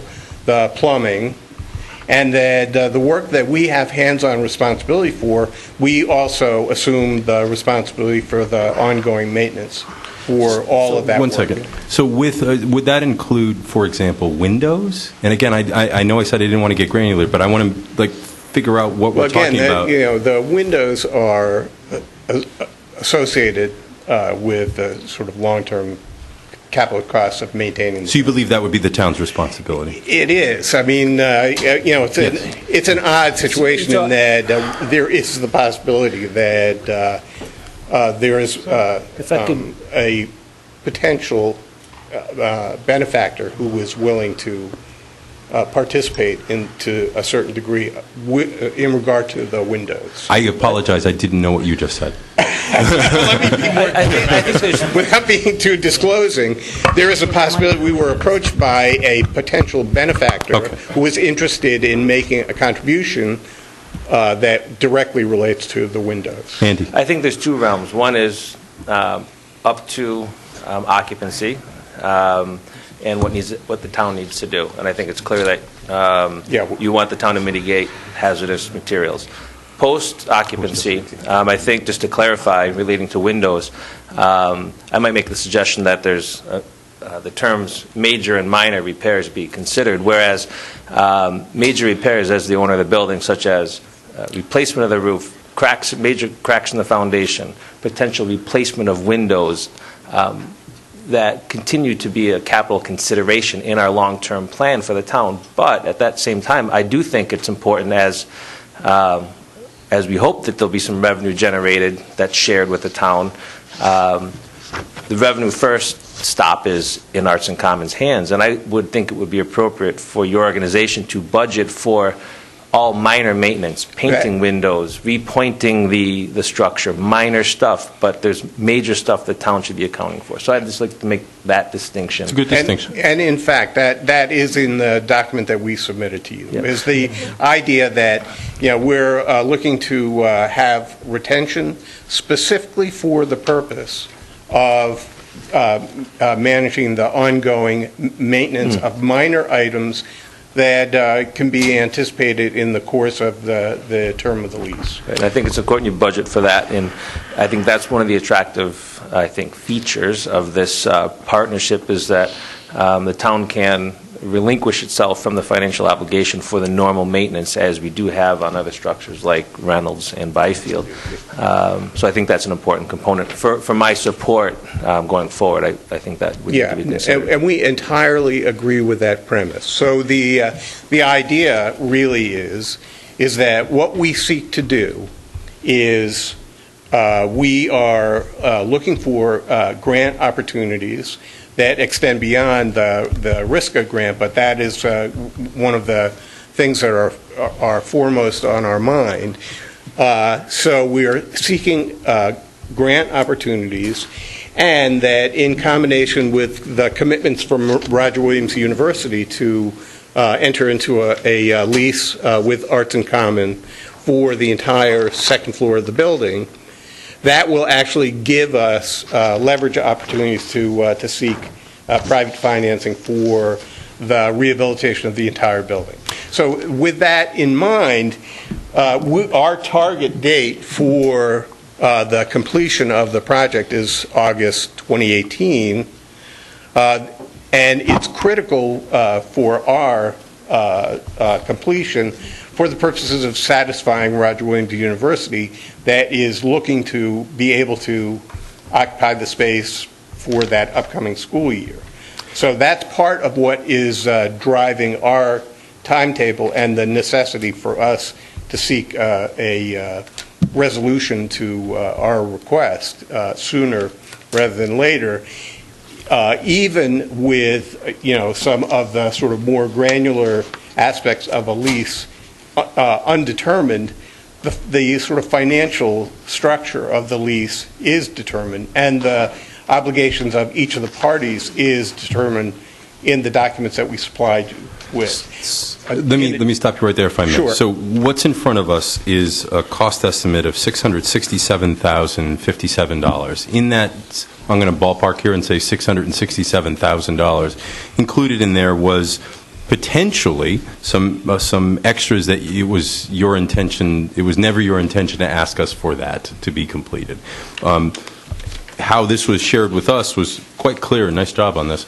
It shows pinked out areas of what was included in this cost estimate. And as I don't want to go through, as I keep saying, I don't want to go through the nitty gritty stuff. The heating system was a significant one at $250,000. So. In that $667,000 was $250,000 for a heating system. But that's still, even then, it's still quite a significant dollar figure. But what I would like us to see from here is, where did we get the answers that we need to decide what we want to do? Do we have enough information to take a next step on this? If we don't, I don't know if this is the venue to go through those particulars and decide we want to take a commitment one way or another. Go ahead. Okay. I can say, I know you want to share something, Ed, and so does the administrator. So please, Ed. So how old are these numbers?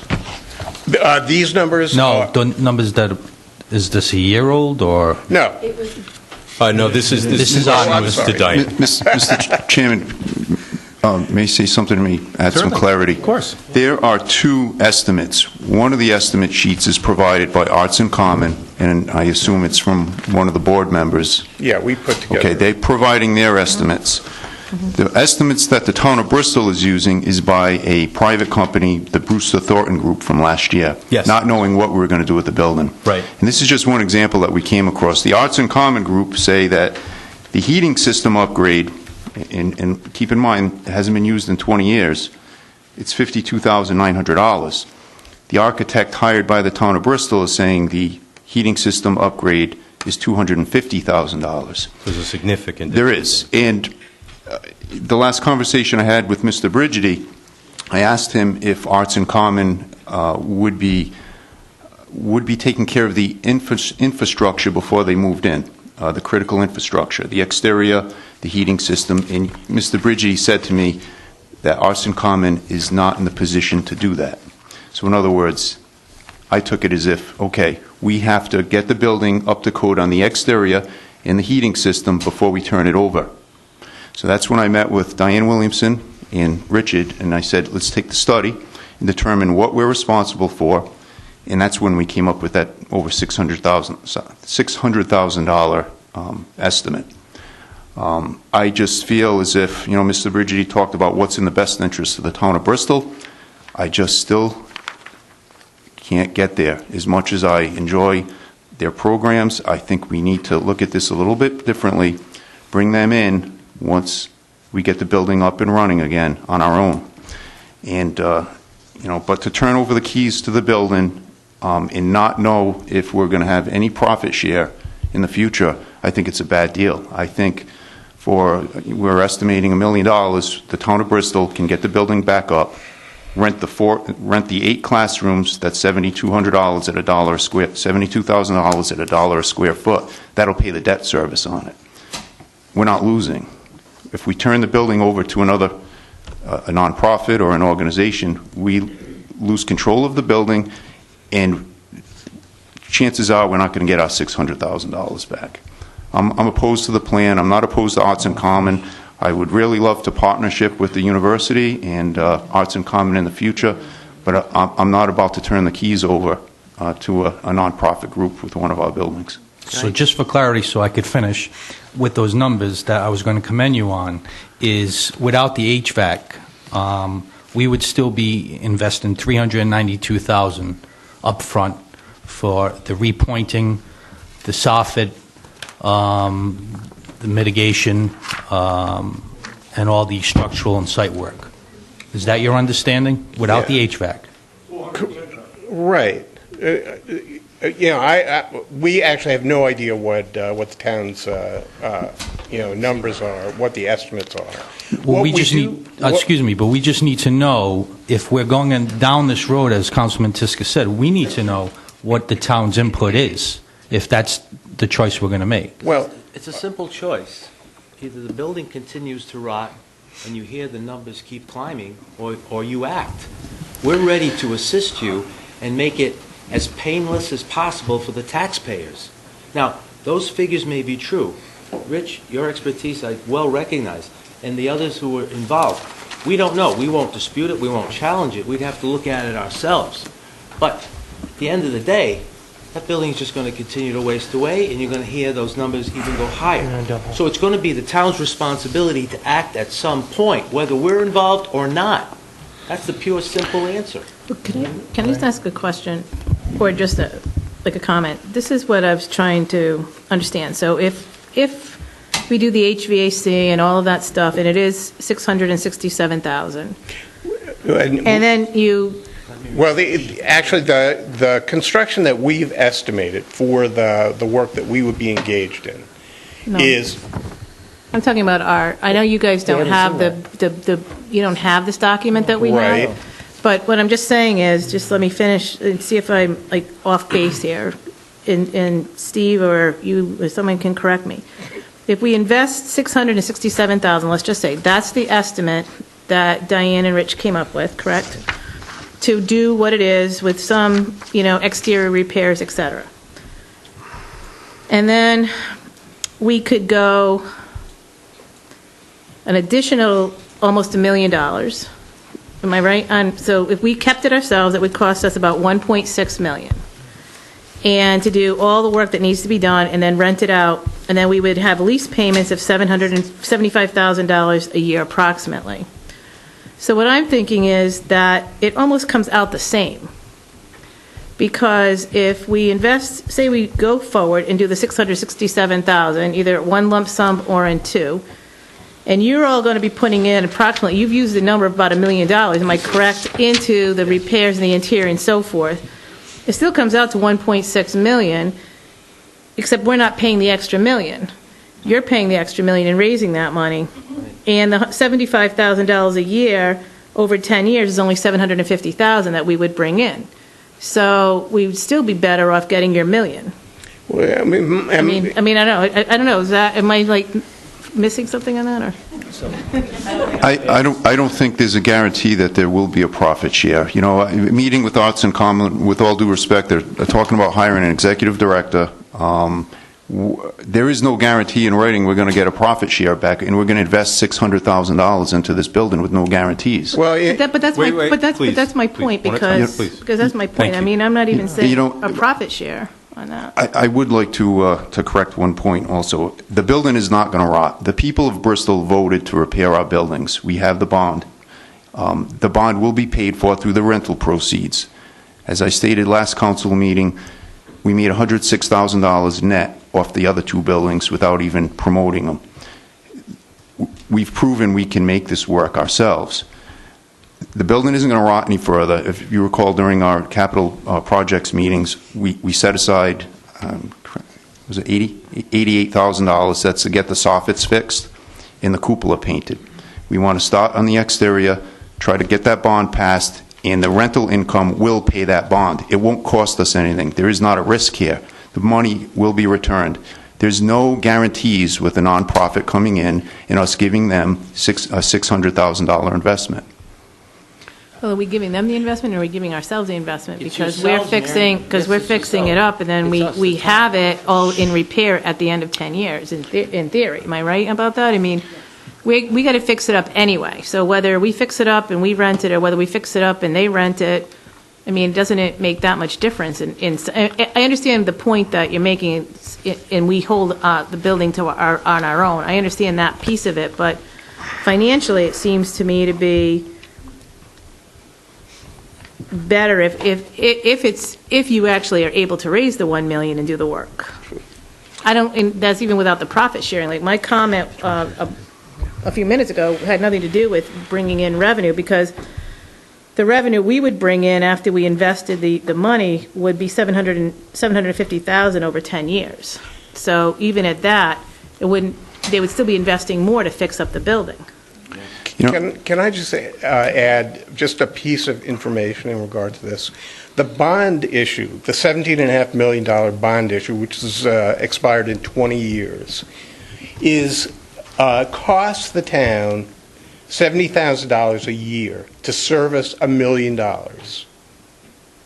So, you know, the idea of the town putting in $1.6 million or $1.7 million means that it's costing the town, you know, $120,000 to service the debt associated with doing that. So the notion that there is some payback to the town based on this theory seems a little, you know, out of, you know, sort of normal sort of economic, you know, conceptions. So we're going to stop. Andy wanted to make a point, and the administrator wanted to make a point. And please, Andy. Okay. Are you familiar with the numbers that the Brewster Thornton group put together? No. Okay. So I'm surprised, because this was done in March 2016. June of 2016. Yeah. And this conversation has been going on for a while, and it's a very thoughtful, detailed estimate. And so I think just... this is the renovation of Wally? Yeah, the Burton Thornton estimates. Yeah.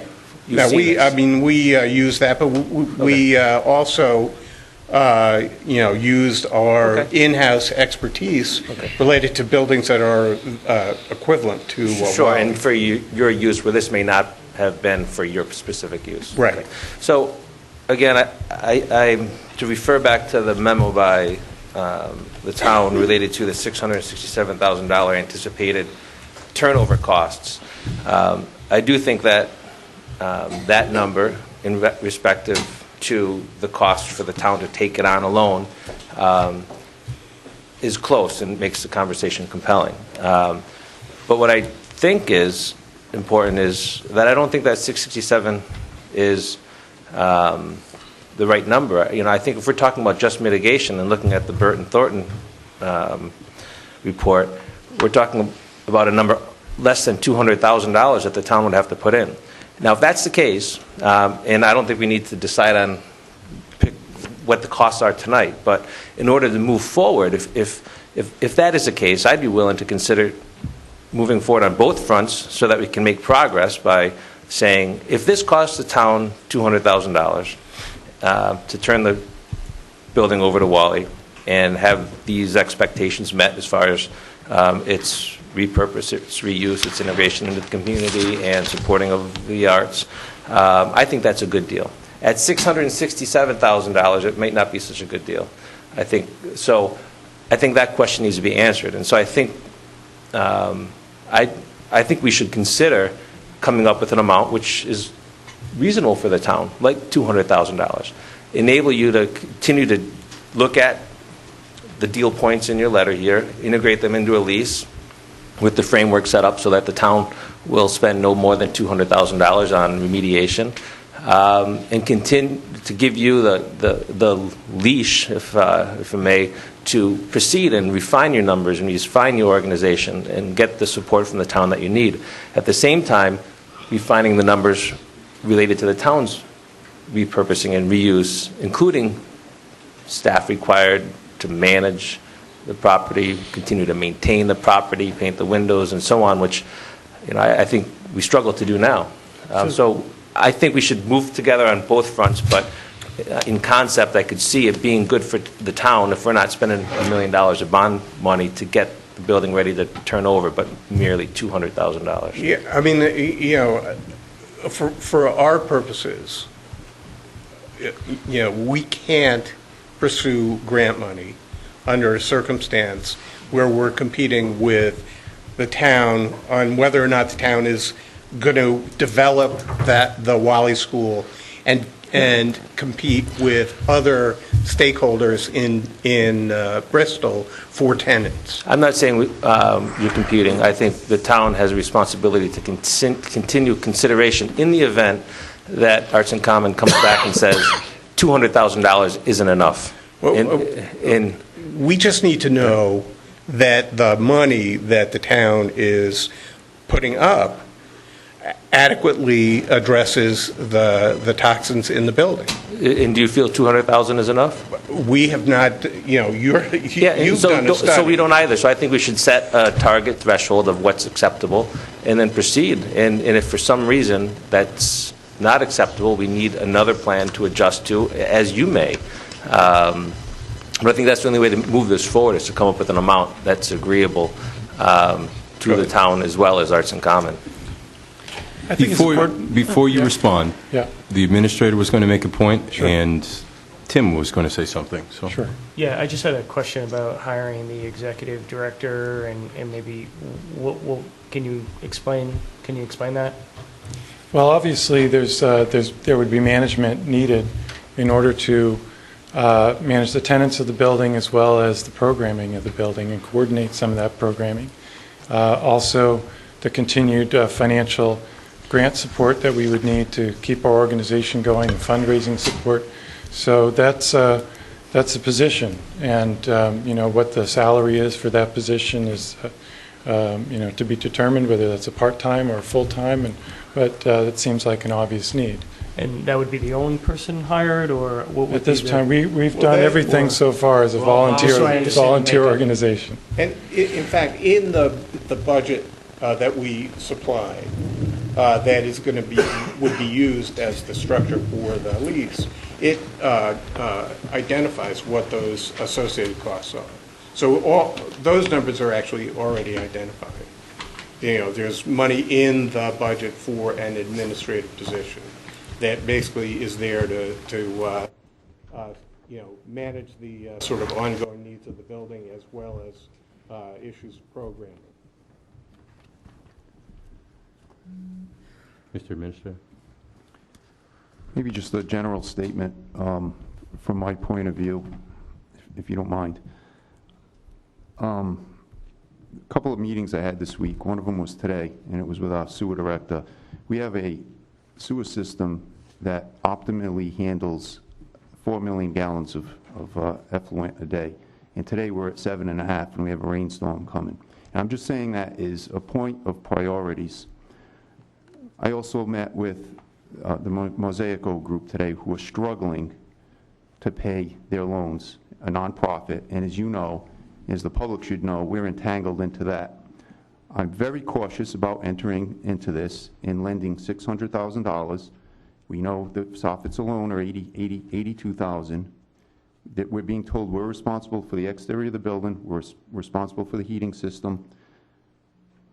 I'm very cautious about entering into this. And again, it's not a personal thing, and it's not about Arts in Common, and it's not about Roger Williams. I just think it's going to be a mistake entering into a deal with a nonprofit where there are no guarantees that we're going to get our money back. I think we have other priorities that are better served for that $600,000 at this point.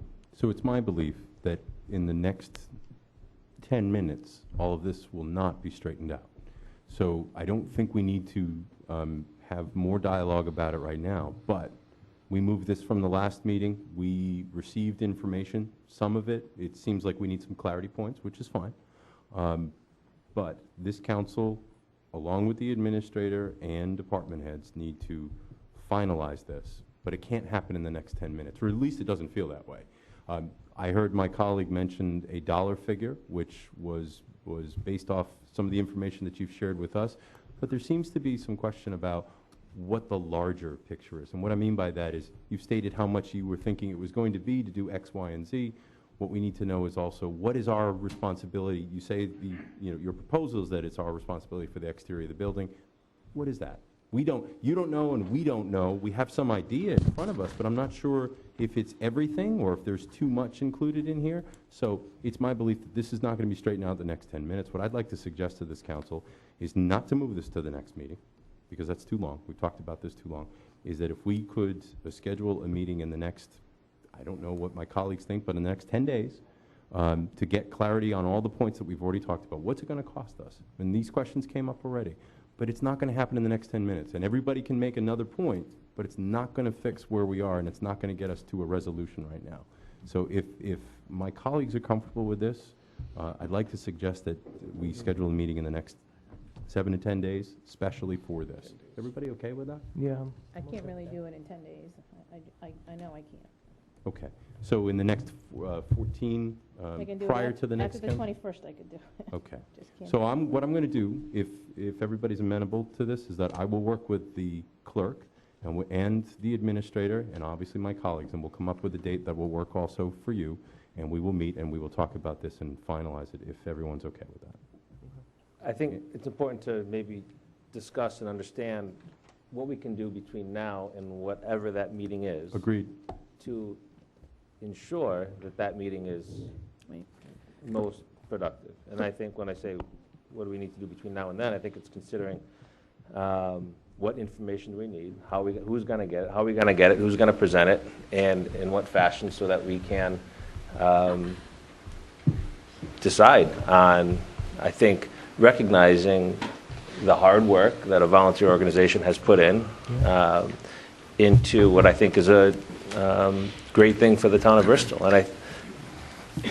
And I hope that we can identify what those items are. Is it the dollars? Is it policy, procedure, organizational structure, relationship between the town and Arts in Common? Whatever the issues are, we need to identify those so we can discuss them prior to, if necessary, and have the answers worked out for presentation and consideration. I'd like to see them maybe sit down with Diane and Rich and go over this list and, look at, because I understand the point that Andy's making, but somewhere down the road, HVAC has to be done. So if that is upfront, or if that's something that we can budget like in year 2, I mean, I think we need to do that if that's what's going to be in there. So if you all could sit down, 3 of you and Diane and Rich and Steve, and go over, or just so that you understand, and we're all in, like, highlight whatever color you guys believe is like what we need to do, short term and ultimately.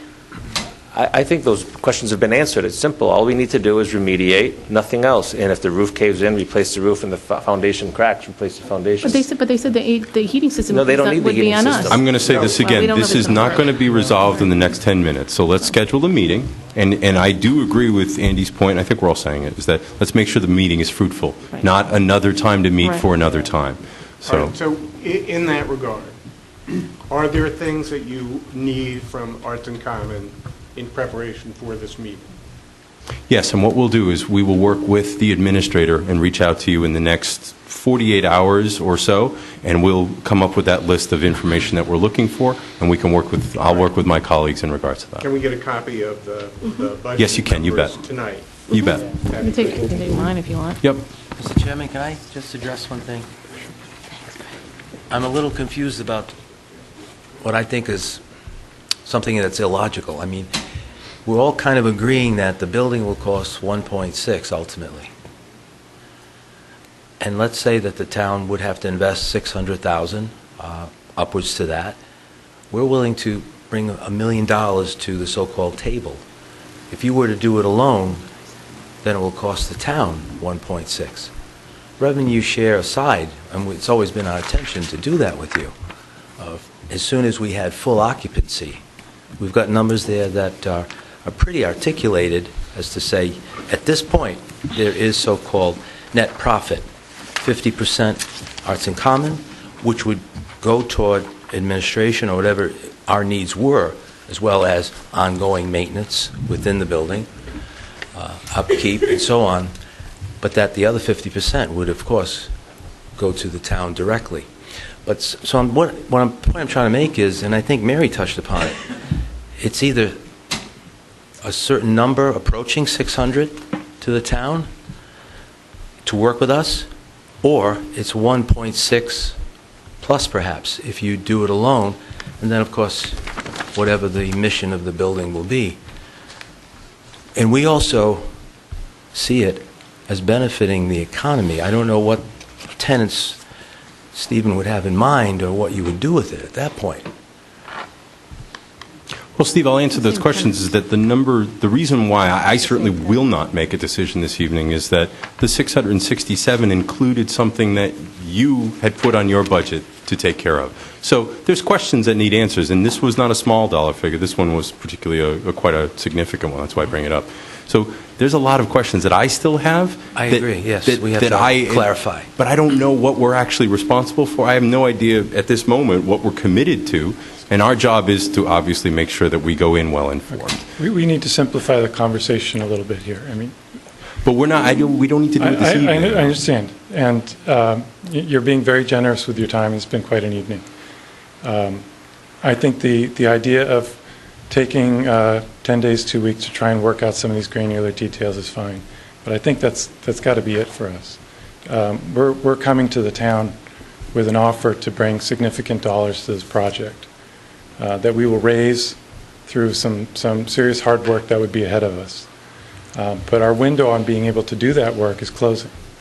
We're missing grant opportunities, and it's becoming increasingly harder to make good on the grant that we've already received, to make sure that we raise the match and to use that money wisely to start this project.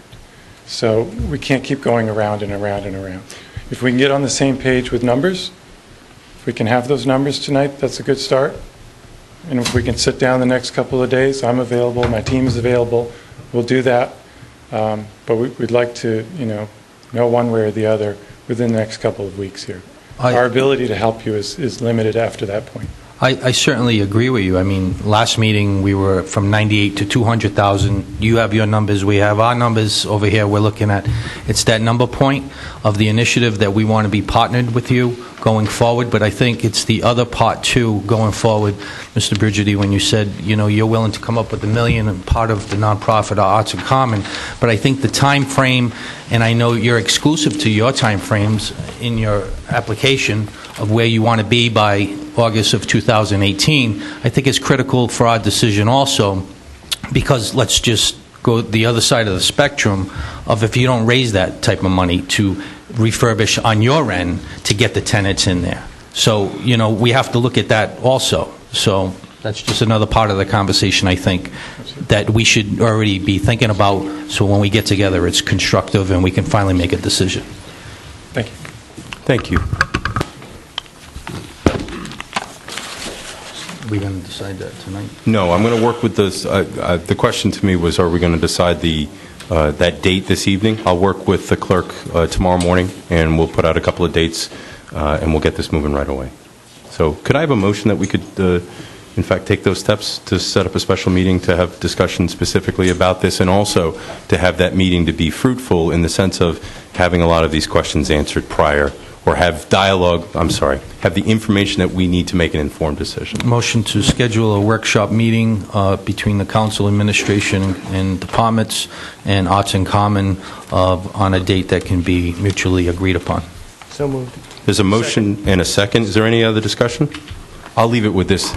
This is, apparently, we all care about this greatly, so I appreciate the time, effort, and energy that everyone has given, that the administrator and department heads have given in regards to these numbers, this council for the time that it's taken on it, and obviously Arts in Common and the efforts that they've put in. Thank you all. Thank you. Mr. Clerk. I don't think there was a vote. There wasn't a clerk. So there's a motion and a second to do that. All in favor? Aye. Any opposed? Thank you. Okay, Thank you. The next item is item I-1. This is correspondence from the Attorney General regarding some 2017 legislation regarding the adult use of cannabis. The legislation is attached. The solicitor provides a draft resolution. Make a motion to adopt the resolution as presented by the solicitor. Second. There's a motion and a second. I'm going to take a second just to explain this really quick. This was proposed, this was brought to our attention by the Attorney General. This particular bill, regardless of what you feel about the bill itself, would take away zoning rights from the town, and that is absolutely not acceptable. Let me say that again. It is absolutely not acceptable for the state to take away zoning rights from the town. The state does not know what is in the best interest of the town, what needs to be where, and why we have it there. So this resolution is infinitely important, and that bill must not pass. So we have a motion. Do we have a motion on that? Did I hear that? I just went off on a tangent there. Did we get a motion on that? You do. And a second. And a second. All in favor? Aye. Any opposed? Did I have to say it more enthusiastic? Yes, I don't know. For the one time I'm quiet with my motion. Thank you. The next I had a tangent. I feel better. Thank you. I got it right there. Okay. The next item is from the council chairman regarding what we term in quotes is Old Metacom Avenue. So I put this on the agenda from a resident that lives, if you're obviously familiar with Griswold, when you cross over if you're driving up Hope Street, you drive up Hope Street on the Griswold, and you get to Metacom Ave, when you cross over, the resident had stated that that portion was still called Metacom. So there's almost two Metacoms over there. In some of the research that we've done so far, we've worked with DOT in the state, but our all of our local maps call it Griswold. So we're still doing some research on this to find out if there is something that is prompting the residents in the area to have an old Metacom address, because we can't find it so far, but we'll continue to work on this. I just asked my colleagues for a motion to continue this to the next meeting. So moved. Second. All in favor? Aye. Any opposed? Thank you.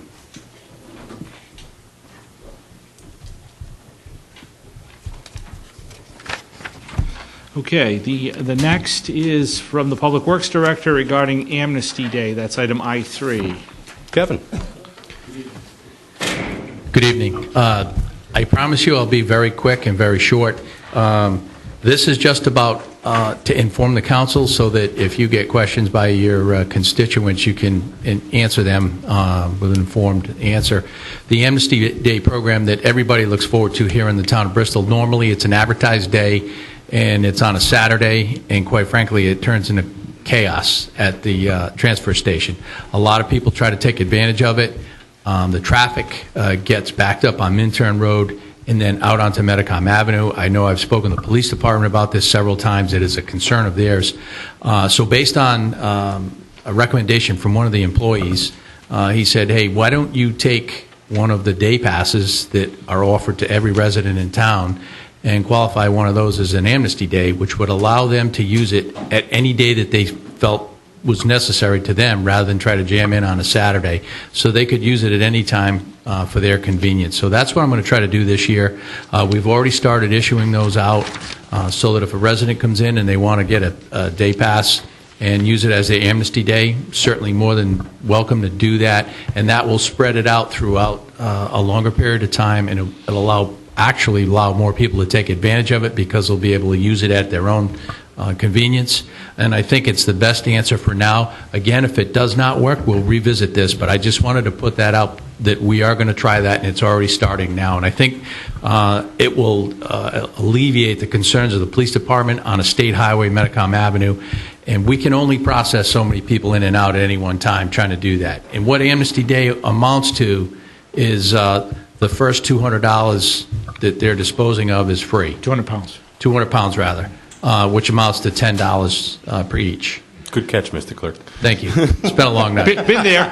One of those people in the line. So I think it gives more people the opportunity to use it in a greater period of time, and we can eliminate some of the public safety hazards as well. So every day's Amnesty Day, and it turns out, right? If Pretty much. Everybody yes, sir. Gets one day of amnesty. Every person gets one. Every if it's resident- open. Yeah. When They it's just open. have to come by the Public Works Department and get their pass, and we'll take care of that. And Police Department won't even know what's going on, and more people can take advantage of it. I think it's a great idea. Hopefully, it will get some traction, and we'll see the success in it going forward. And as I wrap up, I just want to remind the council that April 29th is Keep Bristol Clean Day. Okay? And I know that there's another event going on that day, and Councilman Sweeney may touch upon that.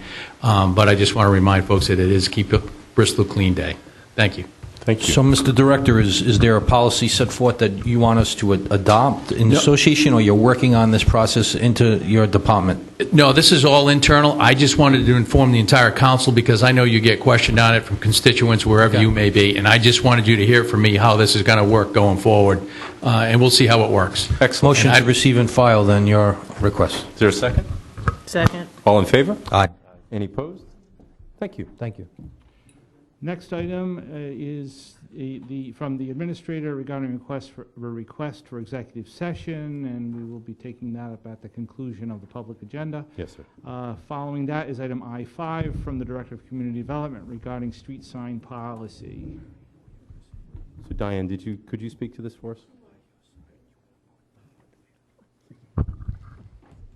So, I think one of the budget workshops earlier in the year, there was a conversation about the newly designed street signs and how do we handle requests from residents who are asking that they could be put up on their streets. So if you recall, these were designed as part of our comprehensive wayfinding project, and except for the ones on in the historic neighborhoods downtown, which were necessary to install, the Department of Public Works has been installing new street signs elsewhere in town where the existing sign is either missing or damaged and needs to be replaced. And we were doing it by attrition in those areas other than where we needed to on High Street. So I guess the good news is that we're hearing that residents love these signs and they really want them. And we're getting requests for them to be installed where there is already an existing street sign that's not missing or damaged and not really, on the schedule to be replaced.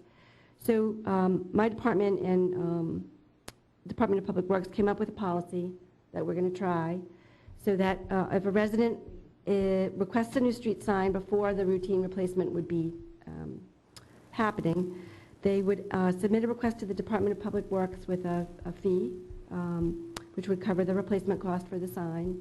then the DPW would bundle those requested signs with all the other signs, order them, and install them when they could get to that as part of their job. So we've got an attached form for the resident to fill out, and we were presenting this to you, similar for, just your information, because it was requested earlier. Is there a chance that you might get a request for every street sign in Bristol? Well, I'm being positive, Be a yeah. public-private partnership. It was interesting because we were talking. Diane, you need a microphone. Yeah, Director McBride and I were talking, and we came up about the budget, and I said, well, it would be kind of neat if we could get new signs funded this way. So we'll see. We'll see what happens. That funding mechanism, when a resident would do this, would that money go into the Department of Public Works? How would it be tracked for the funds? I believe that what we would do is put it into the department's sign line item that's already in existence. The only question I'd want to put out there, because it has happened repeatedly since I've been back in the seat, is what would our policy be should the signs be vandalized or stolen, which I've had that happen numerous occasions in particular locations. How do we fund the replacements of those? It almost sounds, and I don't want to get too complex with this, but when a resident goes, and I'm going to look to the solicitor on this, it's almost like a maintenance type investment, like when we're talking about properties and whatnot. If a resident is going to make this investment, am I making any type of sense of his concern of, Are you suggesting that the resident has to pay a second $100 or a third $100? I'm not saying that, but to the director's point, is that what you're trying to? I mean, what happens, when one of our residents funds the installation of a new sign, we put it up and it's gone shortly thereafter. Well, And they're going to turn around and say, where's my $100 sign? I think it should be the same way it would be handled now. I mean, if somebody vandalizes a sign, the town would replace the sign, right? There's no insurance So, I mean, I think- coverage or anything? Not for No. that small amount. No, but the difference, Councilman Prella, is the cost of the signs. That's part of the problem right now, is, the signs are quite a bit more expensive than the standard street signs that we use or have been used over time. And I just want to get it out there out front because it will become an issue going forward. So there's no guarantee that we might be seeing, well, there is a guarantee potentially that we're going to see an increase in cost here because we already know the signs cost more. Right, they do. The mounting brackets cost more, the hardware, everything else costs a lot more, just due to the size of the sign and the color placard and everything else. Well, the $100 covers over that, though, right? Yeah, I mean, it all depends on the length of the sign and the length of the street name and some of the other things. That was a rough cost going forward to kind of round out smaller and larger signs. I'm not opposed to this. My only concern is that I don't want to foster, if someone's able to pay for the sign, are we then pointing out the areas that we're not able to pay for signs? And again, I'm not opposed to the possibility of it, but I would hate to see only green signs in a particular area because the capability to pay for it's not there. So. Well, maybe you should just try it and see how it goes. Yeah, Because, I sure. don't even know how many people would Can want to do it. Can you clarify what you just stated? It is through the policy, just through attrition? Meaning, if I wanted to have the new sign, I can't fill out the policy even though it's not vandalized, it's not there, it's not on the list right now? So this is the purpose of this policy. So if your sign is missing or damaged, then it should be on a list to be replaced by the town because we should be maintaining the street signs. And you'll get a new sign, a new design sign with that replacement. But if your sign is perfectly fine and there's nothing wrong with it and it's there today and you just like the way the new signs look and you want to have a new sign ahead of the normal scheduled maintenance, then that's when you would come in and pay the department to order a new sign ahead of the, when it was really needed. So to speak to the chairman's point, eventually those green signs, if they were never purchased, would eventually be replaced. with the brand new sign. So just- We'll get there. We'll get there. Can I make a Okay. motion? I just absolutely. I'd like to make a motion that we accept the policy as currently drafted by our wonderful Community Development second. Director. I'll second the motion. Kevin? Okay. I'm just going to call your attention to my budget line item, which does not include a townwide sign replacement at the cost of these signs. And it is based on the standard sign replacement that gets changed out every year. So your point is that your budget will not sustain. support and sustain. Correct. Okay. Just to be clear, going forward. We So the fact that if the sign goes away, my budget wasn't developed on a $100 sign with a $20 bracket. What was it developed on? It was based on the standard signs that we were paying before, which were like $35 with the... So with the anticipated sign replacement, what is the delta on? I don't have that figure, because that was never in my equation going forward. I throw that out there because we just went through the budget cycle. So I just want you to know that, I'd be in a deficit spending in that line item, could be fairly quickly. Everything up front. Thank you. It was just 2 months ago, we discussed, the director and I, about there is vandalism with a lot of our stop signs, and they have to be addressed. If you go throughout town, there's damaged signs, but his line item is not, extensive. Okay. We have a motion and a second to support the policy. All in favor? Aye. Aye. Any opposed? Thank you. Maybe we should charge $125. Okay, the next item is from the Coastal Resources Management Council, informing the council of a modification hearing that's going to be considering the property on Everett Street.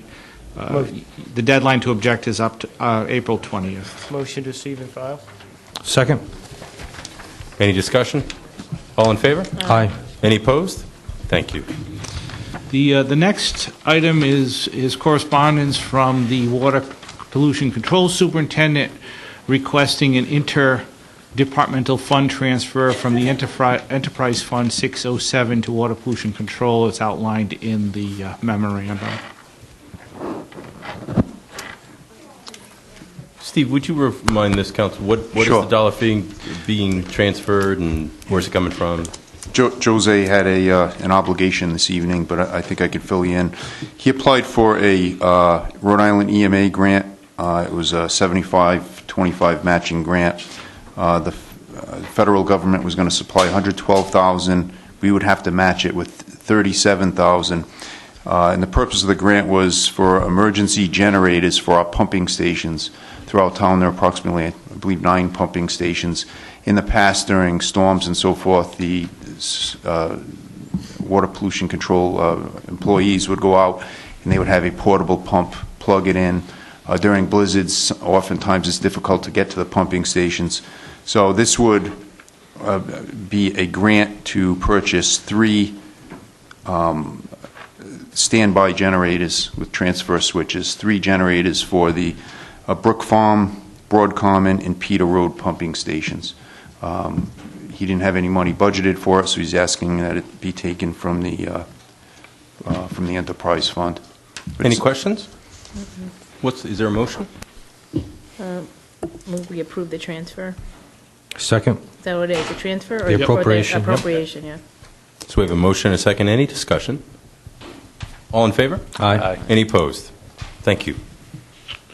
Thank you. The next item is item K1. This is the periodic report provided by Alan Klepper, the Barrington Director of the Bristol County Water Authority. Motion to receive and file. Second. There's a motion and a second. Any discussion? All in favor? Aye. Any opposed? Thank you. And another executive session. And following that, we have the individual council member agenda items, beginning with the chairman. If you celebrate Easter, it's coming up. Happy Easter. I know my kids love it. So, for a different reason than you probably should, but that's okay. They love it. So, a couple of things real quick. We talked at the last meeting about, and I'm glad that Greg and Walter are here, talking about the Maritime Center. In using the area, that open area, I know that we have a multitude of youth sports, and it doesn't have to be youth sports, sports in general that have to happen indoors when the weather's inclement. I'd like to see us be using that to a greater degree for, I gave the example of youth soccer, but it's one of a myriad. It's not the only one that needs indoor sports time. So I'd like, if we could take a look at that with the administrator and find out what possibilities we could use that a little bit more than we are right now. It's a beautiful building, and it seems like a great appropriate use for it. We've had a lot of meeting challenges recently in the sense of places to meet, and I was at the dump on Saturday, the transfer station, and dropped off some stuff, and my kids asked to stop at the animal shelter.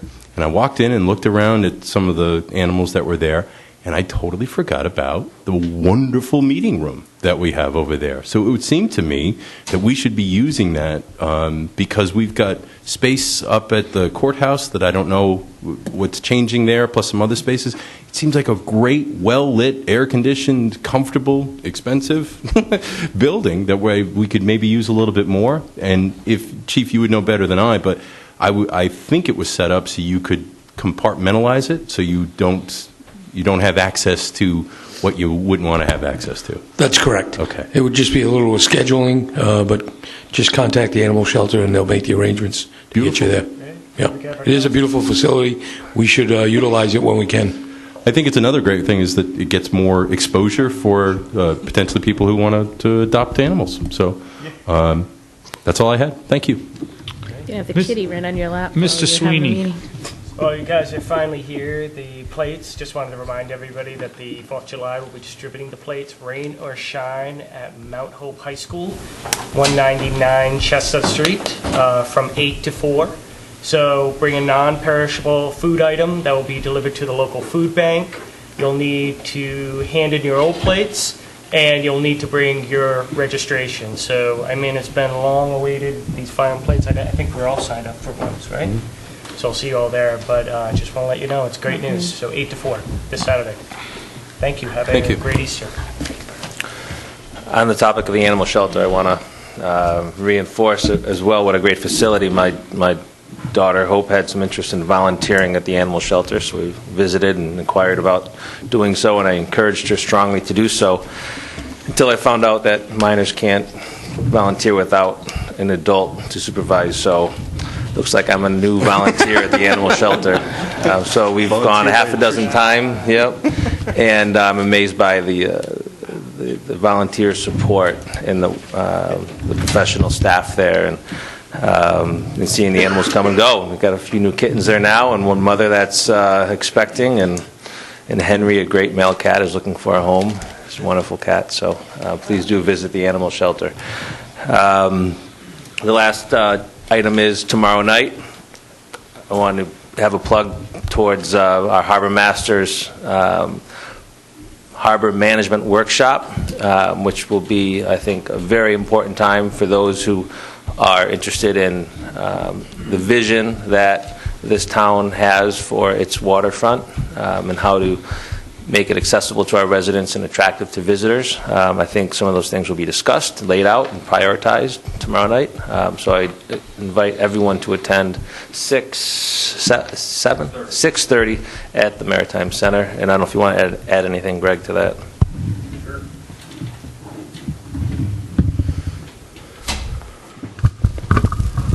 All the information is provided on the website on the Harbor Masters page. So come prepared. We have it set up 6 tables. It's sort of like a, as Diane likes to call it, a speed dating. Do you really workshop. call it that, Diane?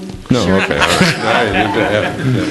But you get 15 minutes each topic to discuss, and then we're going to vote on them, and then it's going to go back to the Harbor Commission to put it in order and see what the most important things are. So, but you have to do a little homework to make it work. So you have to go online to the Harbor Masters webpage on the town website, and it's right there, Harbor Management Plan Workshop. And we're going to go 2 hours, done. I'm going to facilitate it, and it'll go quick. Do have that alarm on, right? Turn your alarm on, and With 15 minutes, we're moving. middle of that sentence, it doesn't matter. That vote was in the middle. My favorite That's color is good. blue, and I like long walks on the beach. Good. Ms. Perella? Very simply, I just want to wish everyone a happy Easter and a happy Passover. Thank you for That's it. saying that. Quick. And Mr. Stewart. I'll end by saying April 24th, Monday evening, is our public hearing on our budget. Again, public hearing on our budget, April 24th on a Monday.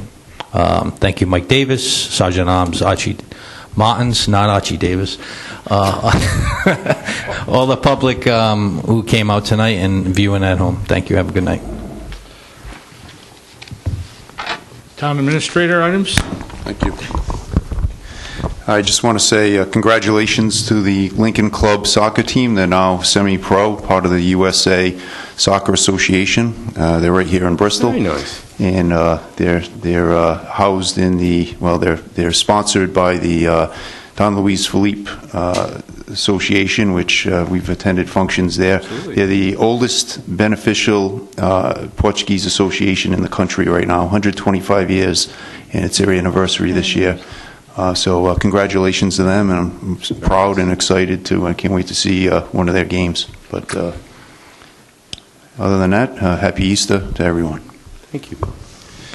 The motion would be to convene into executive session pursuant to 42465A5 with regard to the lease of real property and 42465A2 with regard to litigation, the school district litigation. So moved. All in favor? Aye. Any opposed? Good night, everyone.